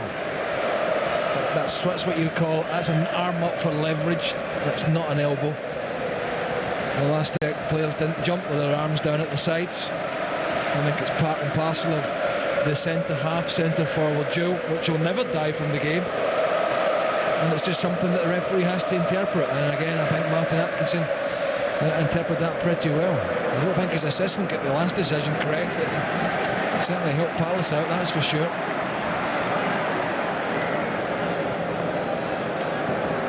Well, no question which the busier of the two goalkeepers has been in the second half.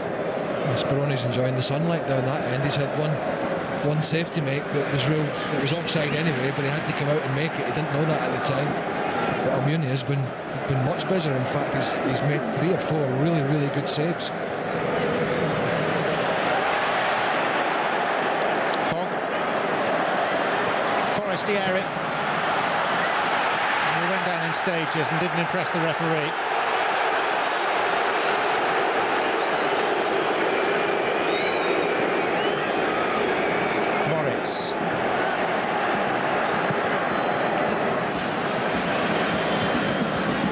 For Wilbraham, who's led the line pretty well, particularly since half-time. O'Keefe.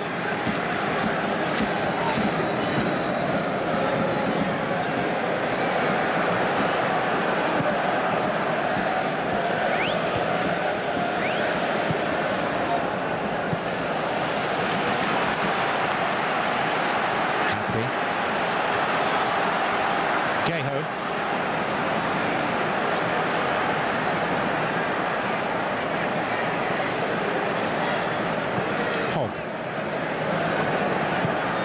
Thoughts more and more inside Wembley are turning towards the possibility of extra time.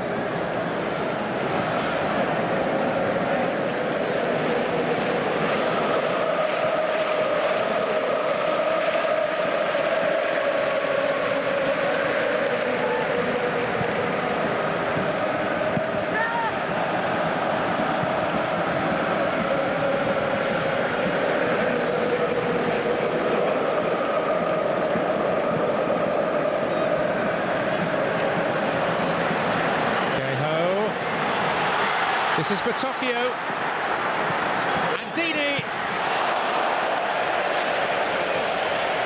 Well, queuing up, Gayho behind Dini. They're having an argument as this replay comes in. Again, I thought Batocchio could have just hit it. Why didn't he just hit it there and then? And players reluctant at this stage of the game to pull the trigger. I think if it was me, as soon as I got a sight of the ball rolling across and anywhere near the goal, I'm looking to get the strike away, keep the head down, try and walk the goalkeeper. Dini.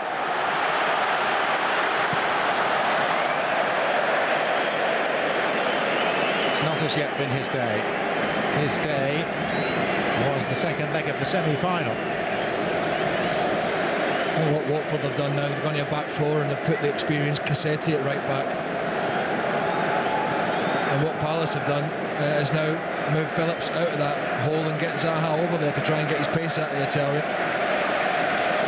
Well, is there time left for somebody to get a winner? They get it now, it's over. They get it now, they're up. 3 minutes. That's what's to be tagged on. Only 4 previous Championship playoff finals, all their equivalent, have gone to extra time. The last one, Birmingham against Norwich in 2002. And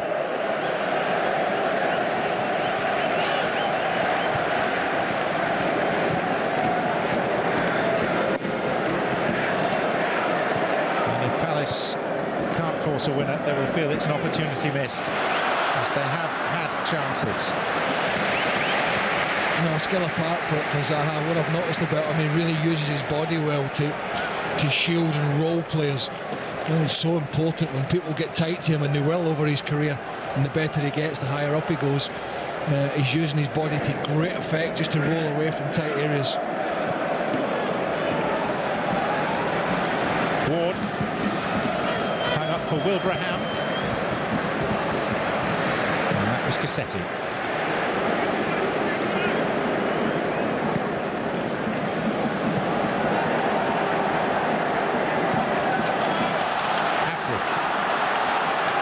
Poodle.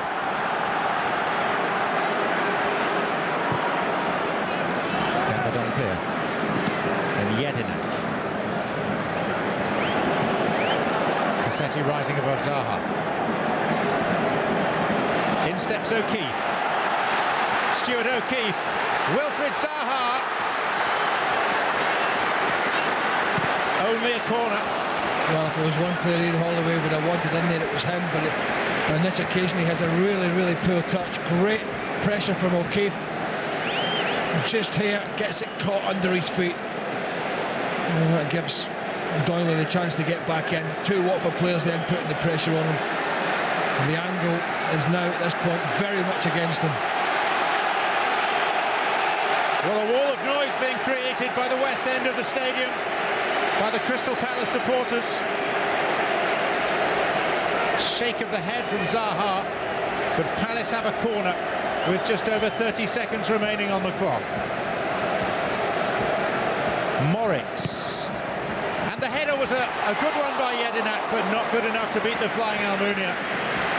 Yeah, never quite got the pace in the header. Under pressure, Jedinak, and well, the cameras were flashing for Almunia because it was a very comfortable save. It looked, as he dived across, it looked a little bit more worrying than it was.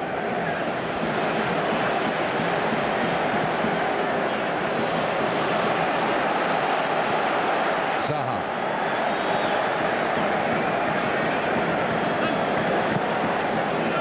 Martin Atkinson poised with his whistle. Moritz did well to retrieve it. Kevin Phillips. Tame and no threat for Almunia. And this game ends goalless after 90 minutes. It's a rarity in the Championship playoff final that should be the case. But what it does mean, Craig Burley, is that we have at least 30 minutes more. Yeah, and I thought the second half was a lot better than the first. Much more open. Especially from Crystal Palace's point of view, I thought they were the better side, and I think Gianfranco Zola will just be delighted to get to extra time via his goalkeeper, Manuel Almunia. Palace were excellent, John, but just couldn't take their chances. So, Almunia, something of a hero in the second half for Watford, as Crystal Palace came mighty close to winning the game on more than one occasion. But now the players get a 5-minute breather just to take stock and to receive instructions from Ian Holloway and from Gianfranco Zola. And then they'll reconvene for an extra 30 minutes in energy-sapping conditions here at Wembley. The full-time score after 90 minutes of the npower Football League Championship playoff final is still Crystal Palace 0, Watford 0.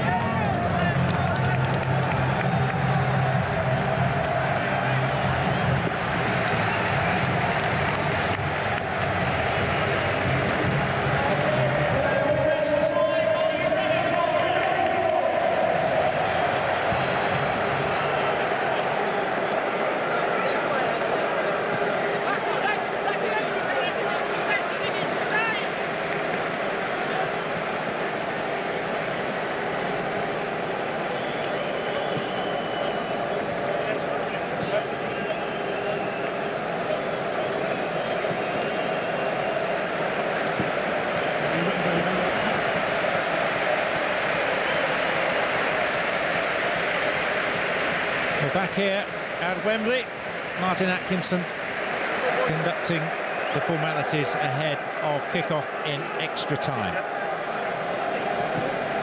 We've just seen Ian Holloway dash down the tunnel towards the dressing room, possibly needing to relieve a few tensions.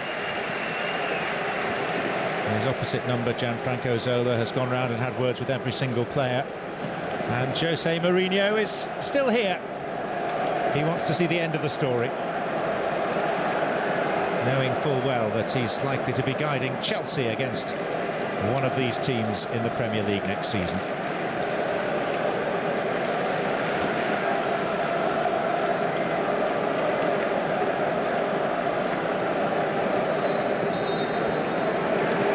Watford's Golden Boys and the Eagles of Crystal Palace.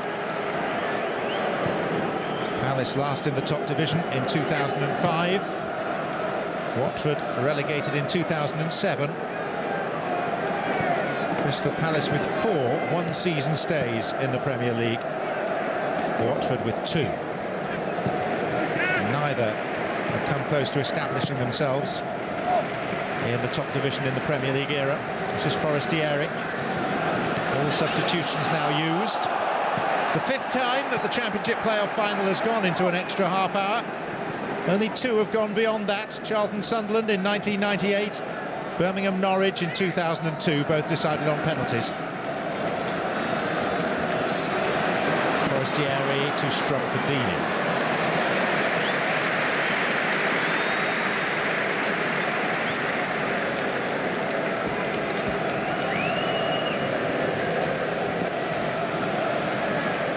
Gianfranco Zola graced the Wembley pitch on 7 occasions as a player.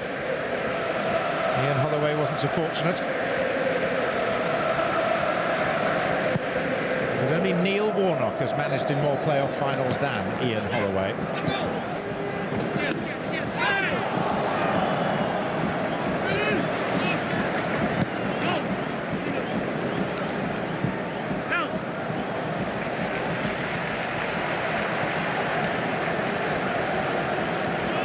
Back from wherever he went.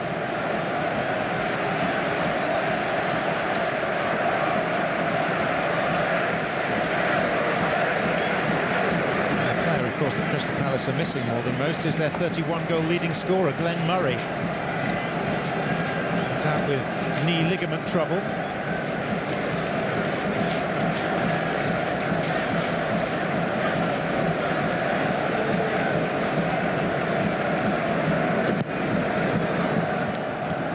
Deeney. Gayho.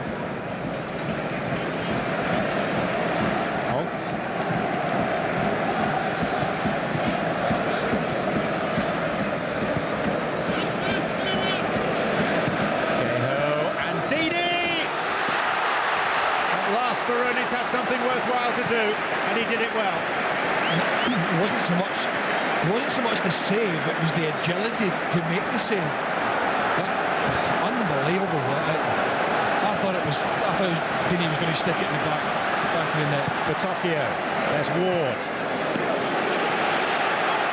It's the biggest scare that Palace have had. His agility here is just absolutely fantastic. Ward just goes to sleep at the back post, and he's able to just get down and scoop that left hand up. He's already on the floor, he's going to his right, and he manages to get the power in the legs and catapult himself back to the left. Brilliant. Kudos throw. Jedina.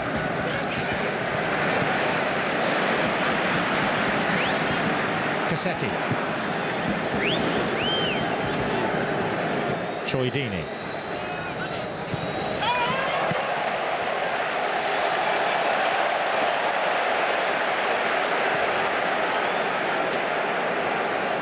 When Speroni first came to the UK, I spent a bit of time with him in Scotland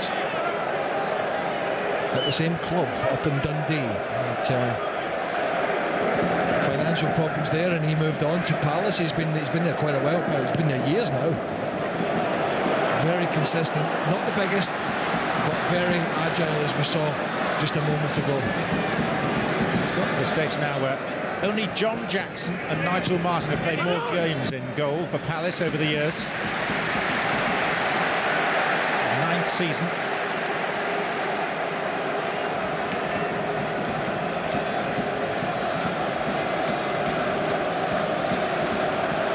Up and away after Dundee for him, and for you, Craig, just away.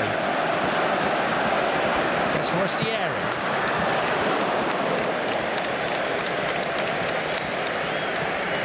Yeah, just a change of shape for Watford, as well as the substitutes sort of rolled on to it towards the end of the 90 minutes of the game. We're now in extra time, but you know, Watford gone to a back four instead of the back three that they predominantly had most of the season. Forestieri just on that right hand side now, Geho on the left, so they've got a three-man, three-pronged attack with a narrow three in midfield, and not too dissimilar to what Crystal Palace are doing themselves. There'll be a lot of tired legs out there. Nobody, and I mean nobody, wants to make a mistake that is going to cost the team, cost the club, but it's going to happen at some point. Somebody has going to have to either do something brilliant, and somebody's going to make a mistake. It's going to be the difference. Forestieri with a neat escape. Not such a neat pass.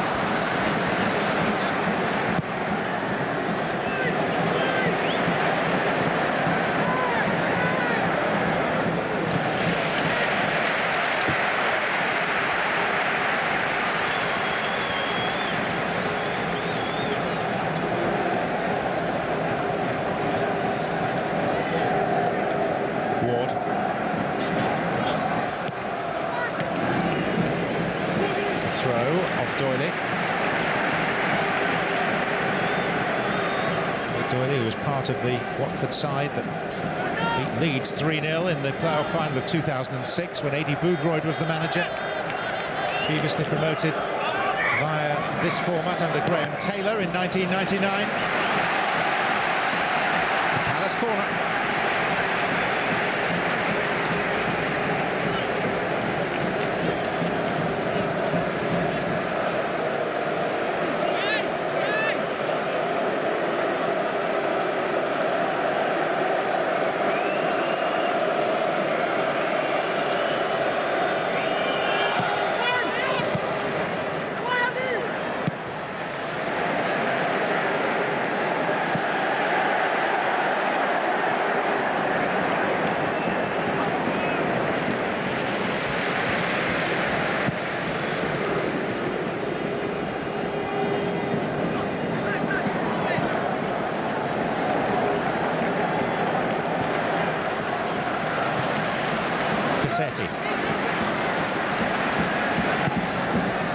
Gepard on, no chances taken.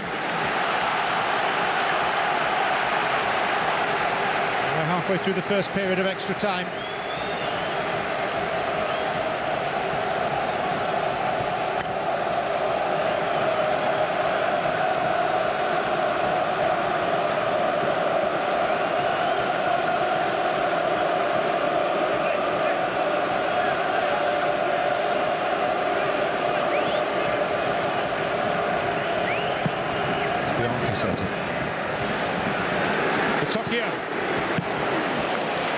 Yeah, good enough strike, just a long way out. I think he gets a little bit of movement in it that just deceives Speroni initially. Just there, yeah, just quite lucky actually. Speroni just stood his ground there. He got a fair bit of swerve on that.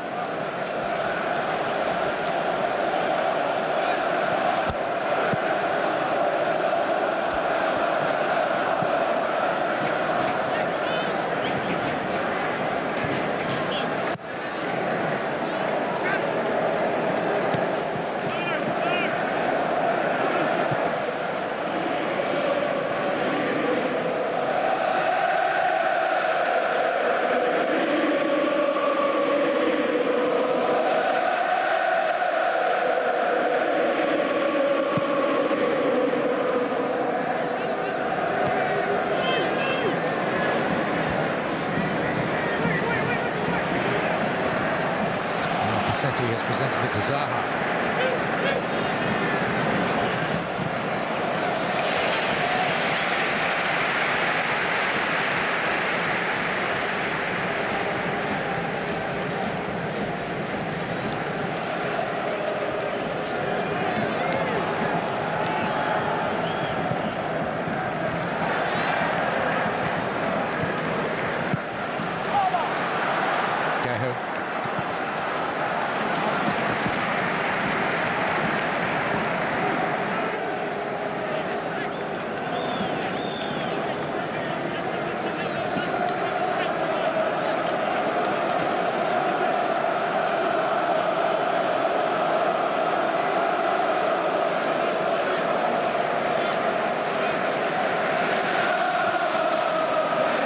Deeney. That's Danny Gavin. O'Keefe. Ward. Wilbraham. Taken back by Doyley.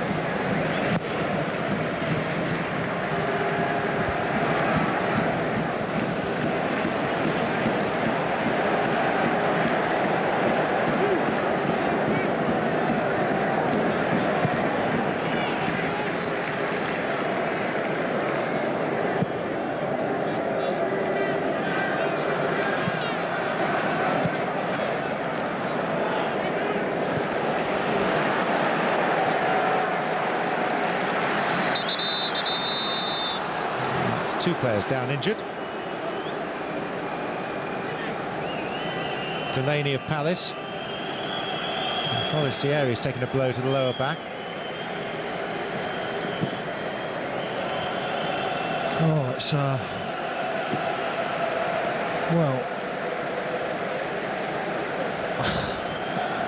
I mean, I'm sort of laughing. It's not funny, but I don't often tend to see defenders, when the ball's nowhere near, trying to, or heading a player in the back. We'll give him the benefit of the doubt, but he mistimed that by a mile, Delaney.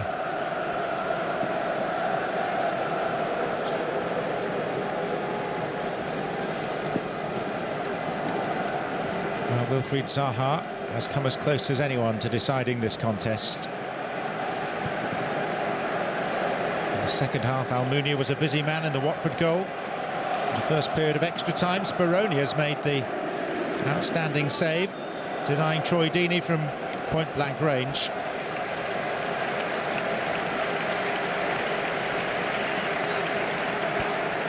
And I think as we approach half-time and extra time, which is about 3 minutes away, the players will be thinking about in the back of their minds. I think the dreaded penalties, because there has to be a loser on that front, and I don't think any player wants to be in that position.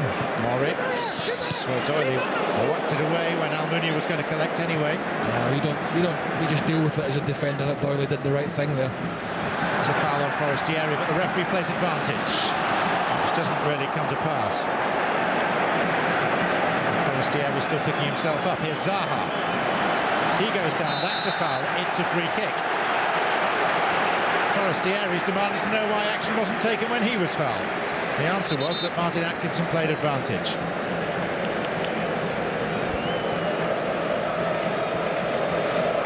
And again, Cassetti trying to get... well, he had two nibbles at him. The first one, Zaha managed to stay on his feet. The second, he didn't. And this is the one Forestieri was complaining about after he was caught, I think, by Moxie, I think it was. Who has been booked.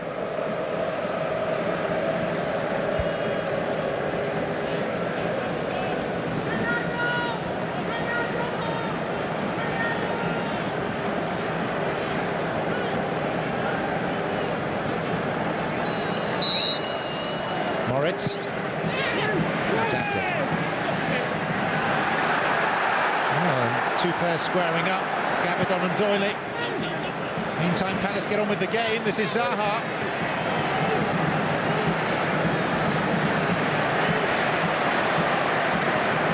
And that's Delaney.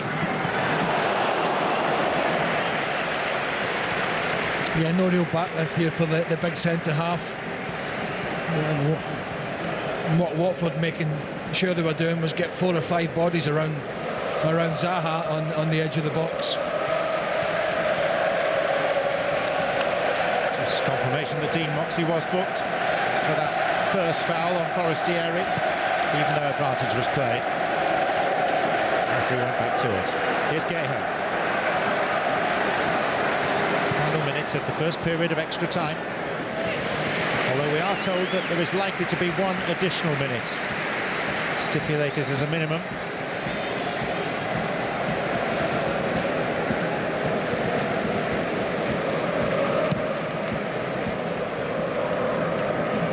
Phillips. Zaha. Oh, Cassetti with the challenge. It's a penalty.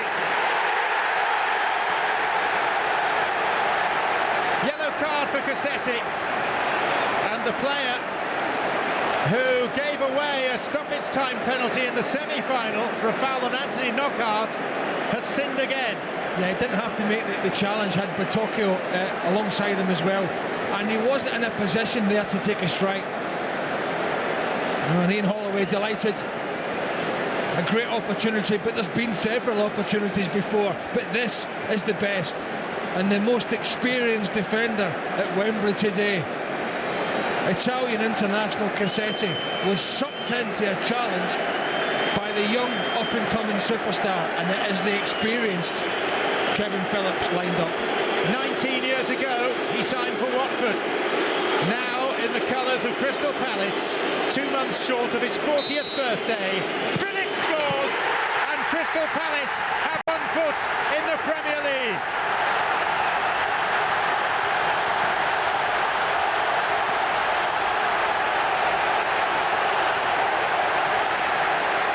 Well, I think he's reluctant to celebrate too much because, as you mentioned, he was a Watford player. But what I can tell you is Almunia, as you can see, goes the right way. And if he doesn't pick that very spot, then Manuel Almunia is getting there. It is a penalty fitting the occasion from a very, very cool-headed individual. And they're nearly there. They can feel it. His 280th career goal. Foul by Moritz. John, it was a great penalty, wasn't it? Because the goalkeeper, Almunia, he guessed the right way. It's a player's nightmare. It's a game of bluff between penalty taker and goalkeeper. And sometimes a keeper can make a good penalty look a poor one. But that was something special. That was nerves of steel. Box seat Crystal Palace. Can Watford come back? Forestieri, out by Moxey. There's the whistle for half-time in extra time. And we have a team in front at last, and it is Crystal Palace, thanks to Kevin Phillips' penalty. And all the noise and the animation is at one end of Wembley, the West End.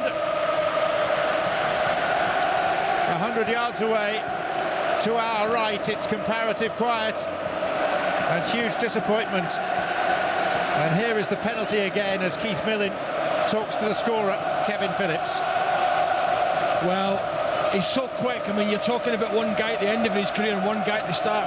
That split second, that little bit of pace, that little toe poke, and sucked a very experienced defender in. The referee's position was absolutely superb. He had no doubt. He gave himself a split second and he made the right decision.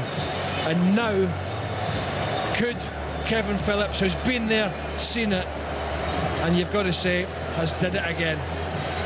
Absolutely wonderful penalty, and a big half-time of extra time team talk for Gianfranco Zola. And these lads, John, they're not quite there yet.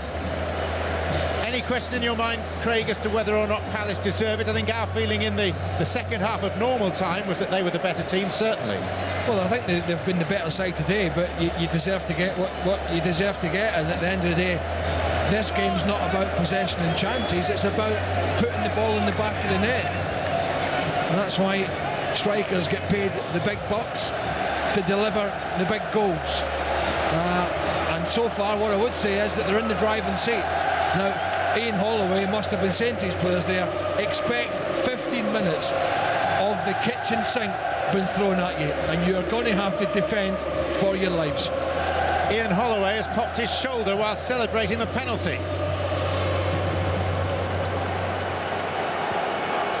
It could only happen to him. He didn't do a cartwheel or a handstand, did he? He's looking despondent, Gianfranco Zola, but he can't. That message can't have come across these players. It's now a time for him to motivate. Well, Elton John not looking very happy, and you can understand why. 15 minutes between Crystal Palace and a place back in the Premier League for the first time in 8 years. 15 minutes for Watford to rescue their campaign. They were so close to automatic promotion on that final day against Leeds when Hull faltered elsewhere. But they came up short on a day when they lost 2 goalkeepers. They were catapulted into the playoffs, got through in the most dramatic possible circumstances against Leicester in the semi-final. But now, is this a game too far, or do they have more recuperative powers to add?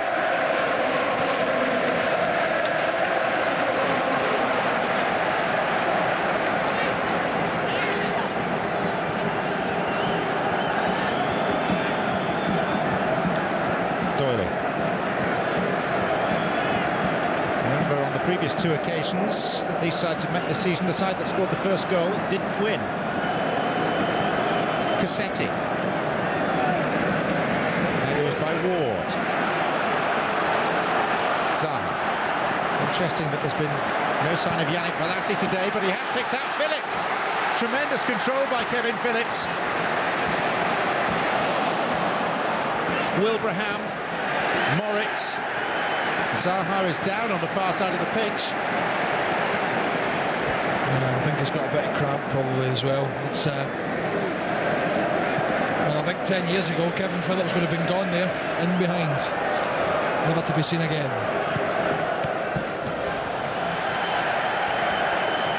Oh, now I just wonder if a leg snaked out and caught the Palace man there. It's Wilbraham who's down in agony. Martin Atkinson saw nothing amiss and plays on. Forestieri. Delaney. And Palace put it out. Well, it wasn't Ekstrom, was it, who was one of the defenders there. Now, he was booked very early on.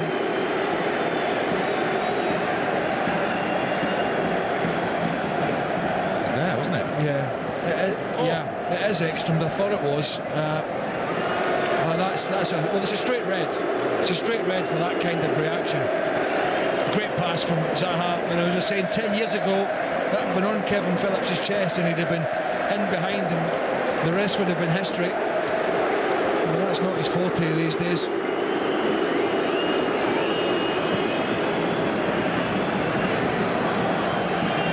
As a result of that, with the referee not having seen it, Ekstrand may start next season with a 3-game ban.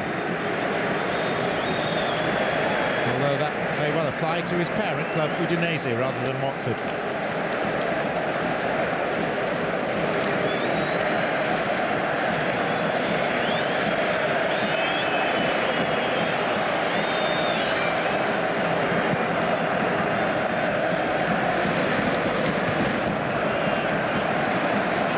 Ekstrand is protesting about a challenge by Wilbraham now.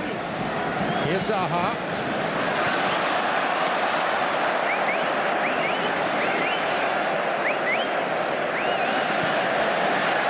Ward.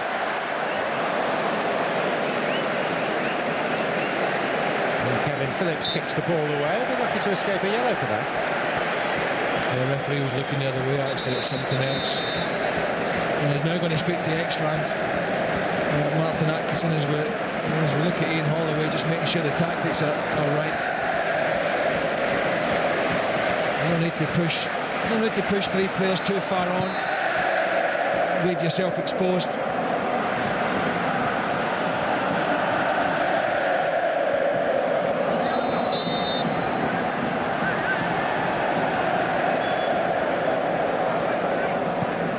Hogg, Forestieri. Back for Jonathan Hogg. Palace still need to be careful.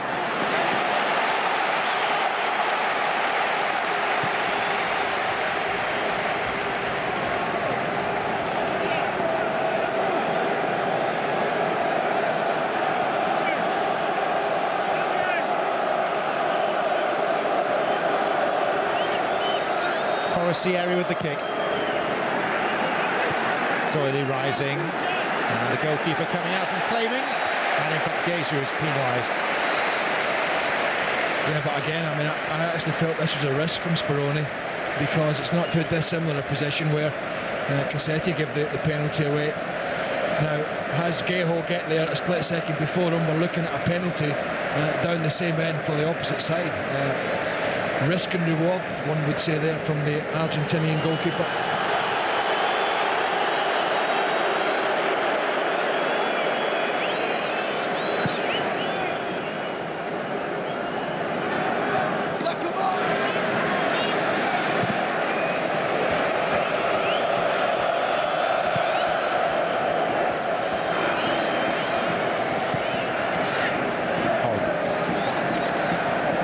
Phillips, penalty the difference, scored in the 105th minute. Deeney. Delaney. He's done well for Palace throughout.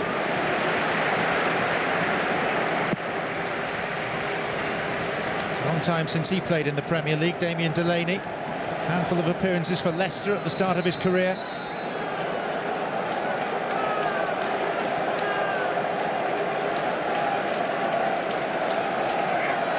But at the moment it's Kevin Phillips who's writing the script.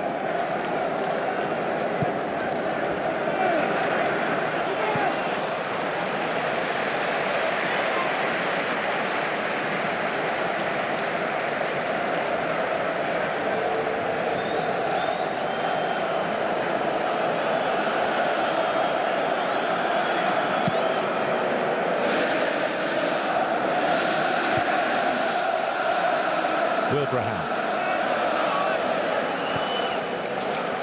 Oh, and then a coming to there between Wilbraham and Pudil.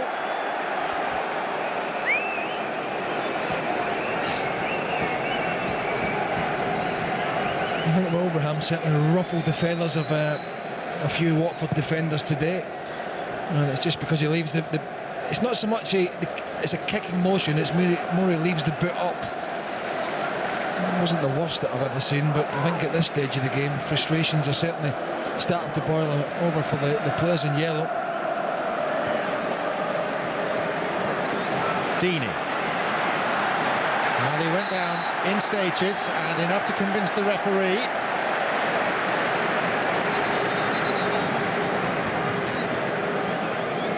Yeah, I did well to win this because it wasn't really going anywhere. Now, the Watford manager was the best I ever saw from this position in the football field. Although maybe not quite from this far out. I thought that free kick was a little bit further in. I get the feeling that it's been moved back a little bit. That's an awful long way out, John. I think it's going to have to be something extra special to beat Speroni from here. Got the sun in his eyes as well.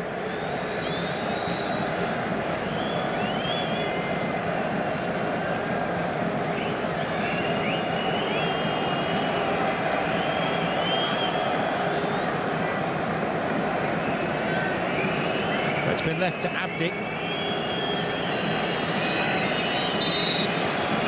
Alvin Abdi floating in and not too much of a concern for Julian Speroni. No, this type of technique has to be from 5 or 6 yards further in. It's too far out for that. From 30 yards, you're going to have to get some pace. You're going to have to generate pace on the ball to beat the goalkeeper. Just going for the direction and the little swervy one isn't going to work from there.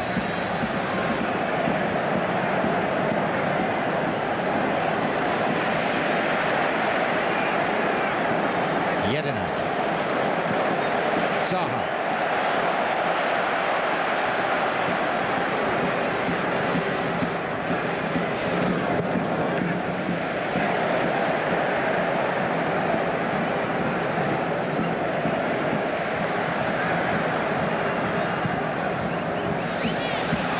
Flag, no whistle. Wilbraham.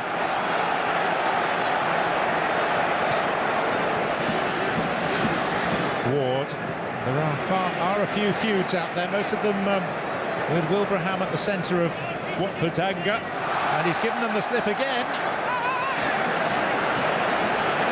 A little early, is it, to be seeking sanctuary in the corner?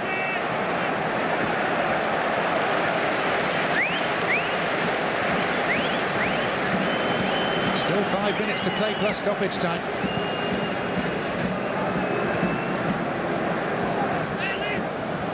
Geho.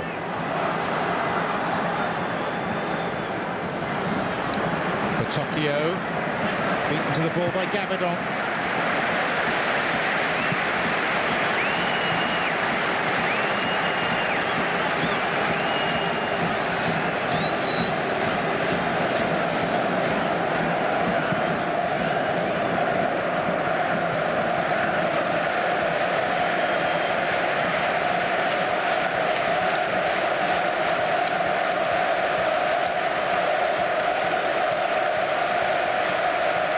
far from the promised land now.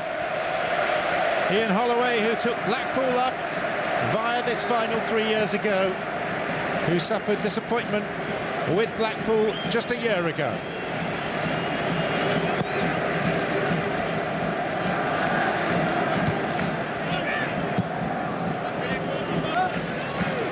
Crystal Palace's 5th Championship playoff final. Ian Holloway's 4th.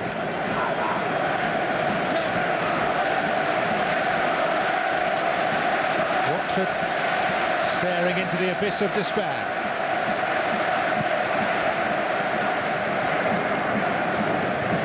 Deeney. Toe poked out of play, deflected. Watford have a throw, and there's still hope. Well, what they haven't done up to this point, they've not created anywhere enough clear-cut, well-worked opportunities, and time is running out fast for them to do so. Deeney.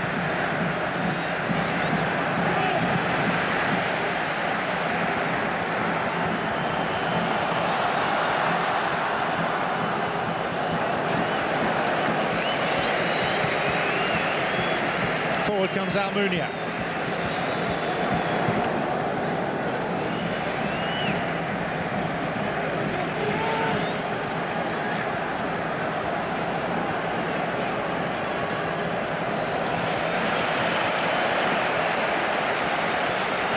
Stewards appear on the far side, ready for the presentation.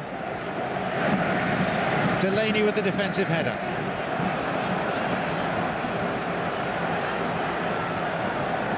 Batocchio. Still a chance, that was Ekstrand, they said handball. Play on, and Abdi it is who floats it over the bar. Yeah, I think it's Ward with the block, and I think it's a case of he's so close here. I think it hits him in the chest as much as anything else. They've been very unlucky.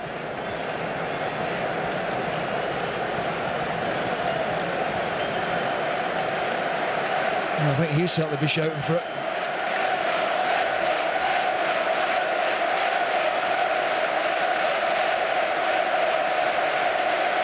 It's not good for the nerves. But the most wonderful tonic awaits. Maybe in just a couple of minutes' time if you're a Palace supporter.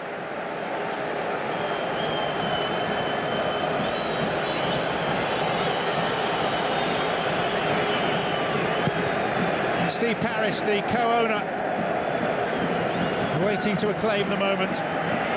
His friend Mark Bright alongside him.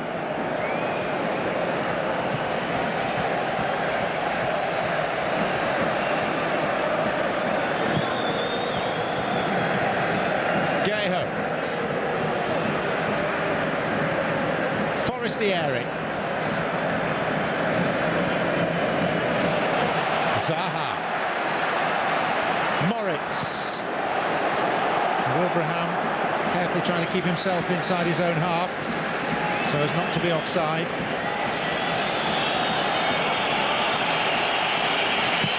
Pudel. Gayho. Yedina. Then Moritz beaten in the air. Gayho escapes. Forestieri. Chance for him. Goodness, how close. It looked like Ward on the line. Wonderfully curved effort by Forestieri, and Palace breathe again.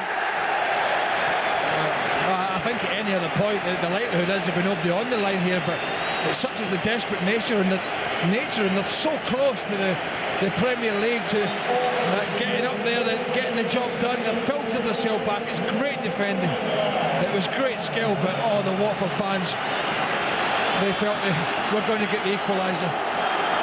1 minute, that's all there is, and we're deep inside it now.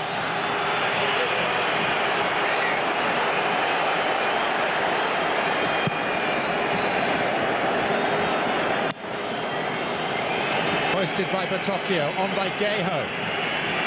Palace need it down the other end, which is where it's heading now, but not for long. Nerves tight around Wembley Stadium. Didi! It was deflected, it's only a corner. Perilously close to an equaliser. Do you know, Sam, it was a great lump down the field from Muni. It landed right on the penalty spot. I think the keeper, Speroni, was going to get there, but one last opportunity. Goalkeeper's up, Almunia forward. The defending is good enough for now, but it's another corner. And it'll be the last play of this playoff final. So Almunia stays upfield. Watford's last chance. Forestieri headed out. There's the whistle. Crystal Palace are back in the Premier League. Zaha the youngster, Phillips the pensioner, and between them they have sent the Eagles soaring.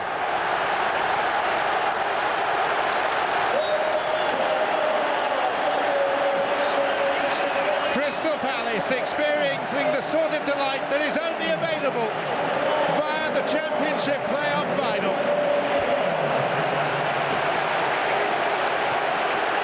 Joy at one end, desolation at the other for Watford. But they didn't perform today in the way that they've performed so often this season.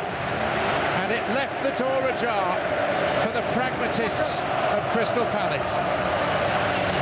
2 months from now, Kevin Phillips will be 40. And at the fourth time of asking, after 3 defeats, he's finally won a playoff final.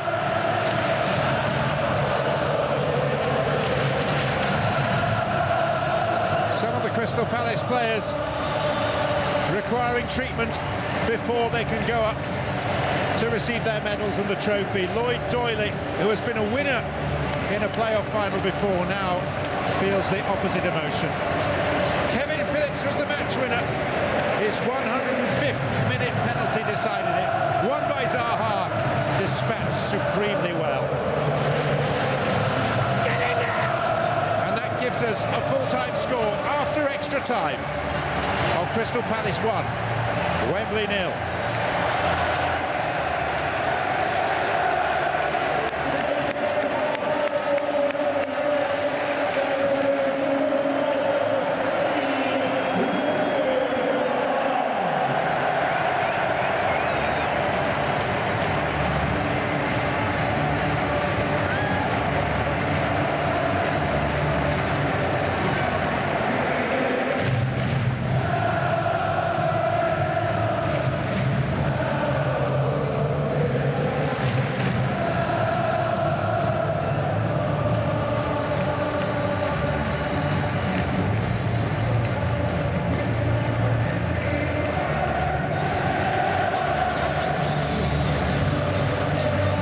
So Crystal Palace get their celebration underway.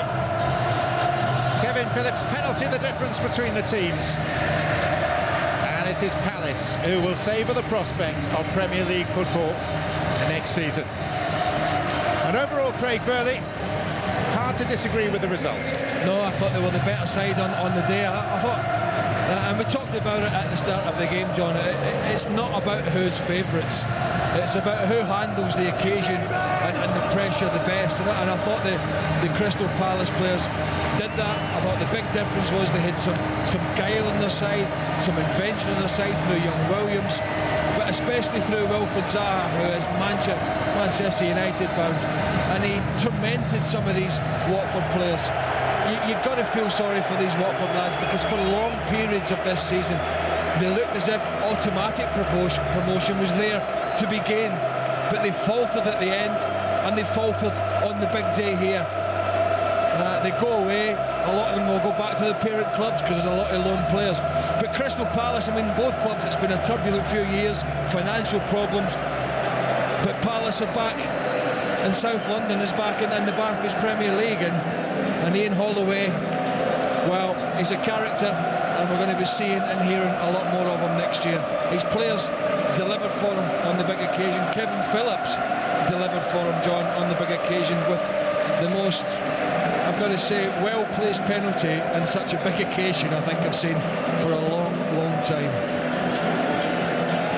And so it is left to Crystal Palace to soak up the Wembley acclaim. 1-0 victors over Watford. Third time that the sides have met this season, the first time that Crystal Palace have come out on top, and they've done so on the day that matters more than any other. A campaign that began 9.5 months ago with these two sides facing each other on the opening weekend of the Football League season. That day Watford won. Today it was Palace's turn. And so, their 7th time in the playoffs, their 4th win, their 5th championship playoff final, and they've now won 4 of them. Steve Coppell guided them to 2 victories, Ian Dowie to 1. And whereas in the past there have been goal-scoring heroes like David Hopkin and Neil Shipperley, today it was the oldest player on the pitch, Kevin Phillips, from the spot, on loan from Blackpool, who decided matters in Palace's favour. Crystal Palace supporters waiting en masse to see their side go up and receive the playoff championship trophy, whereas few Watford fans remain. This will be fuel for another assault on year, but instead of going to Old Trafford, and to the Emirates and the Etihad and Stamford Bridge and Anfield, it will be Huish Park, Dean Court and the Keynote Stadium Doncaster. We're going to be seeing and hearing a whole lot more of Ian Holloway, for whom the Premier League seems a natural stage. He so enthralled us and thrilled us with Blackpool 3 years ago, and yet was relegated on the final day with a 4-2 defeat at Old Trafford, having flirted with survival all season long. Submerged beneath a torrent of goals conceded, but he's back and smiling with his ready quips and his one-liners. And now he will take a chance to just take stock and then go again. And in a monochrome world, which football can often be, what a colourful character. Yeah, I mean, I'd just be interested to know if he's learned any lessons from that period at Blackpool where they did give so much to the Premier League, but ultimately were relegated. And his philosophy on that occasion was don't settle for a point in games you can go and get 3, and ultimately he lost those games and it cost him. And I wonder whether he's going to change on that front. I wonder if Palace are going to spend the millions that are going to come their way. I wonder how they're going to manage this. But there's one old experienced campaigner with another, and the loan signing of Kevin Phillips has been a great piece of business. Many felt Phillips was on his last legs, but Holloway saw something in him that even for 20 minutes or 10 minutes in a game, he could do the difference. Well, there's Steve Parish, one of the 4 owners, alongside Greg Clark, the chairman of the Football League, as Mile Jedinak, tall Australian, who seemed to be struggling with injury for a significant portion of the final, but battled on regardless, leads his players up the first of the 107 steps towards the Royal Box. John Jedinak couldn't move, could he? After about 20 minutes, I thought he's never going to be able to carry on. His midfield partner, Dikashu, had already gone off with injury, but he sold. What a great moment for these Crystal Palace players. What a great feeling. The last game of the season. Everybody on their holidays just about. Only one prize to play for. And it's only these players now that are going to lift and gain that prize as they walk up the renovated Wembley Stadium. Much and many more steps these days to get to the big prize. But when they get there, half the stadium will be empty or emptying. The other half, the Crystal Palace end, will be waiting to give their heroes the welcome they deserve. And what an end to a career, if it is his end, for Kevin Phillips. Glenn Murray on crutches, the leading scorer, also going up, and Kevin Phillips just watching out for his teammates' welfare. It's the holding area for presentations, the landing below the Royal Box. And the Premier League redressing a geographical balance. Arsenal, Chelsea, Fulham, Tottenham, West Ham. This last season, Queen's Park Rangers, all from north of the river. But now South London is to be represented again for the first time in 8 years. Aaron Wilbraham leading the way.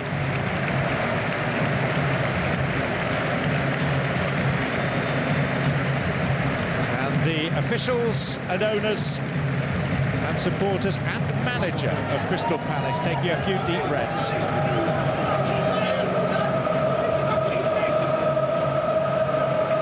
Roger Hatton from N-Power preparing to hand over the trophy in just a few seconds' time.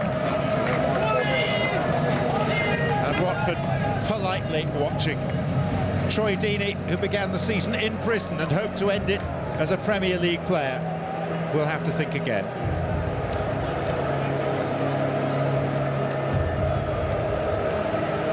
But way above him, the celebrants are gathering. Kevin Phillips, the match winner. Less than 48 hours ago, Philip Lahm went through this routine to accept the European Cup. This is the playoff final. Crystal Palace are the winners, and the Eagles are flying high once more.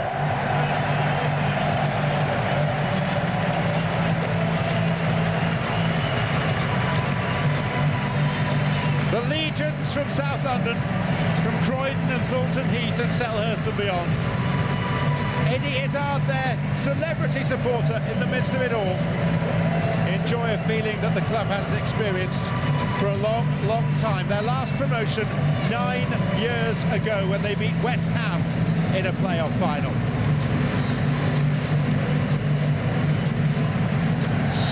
Scenes that will linger forever in the minds of Crystal Palace players and supporters.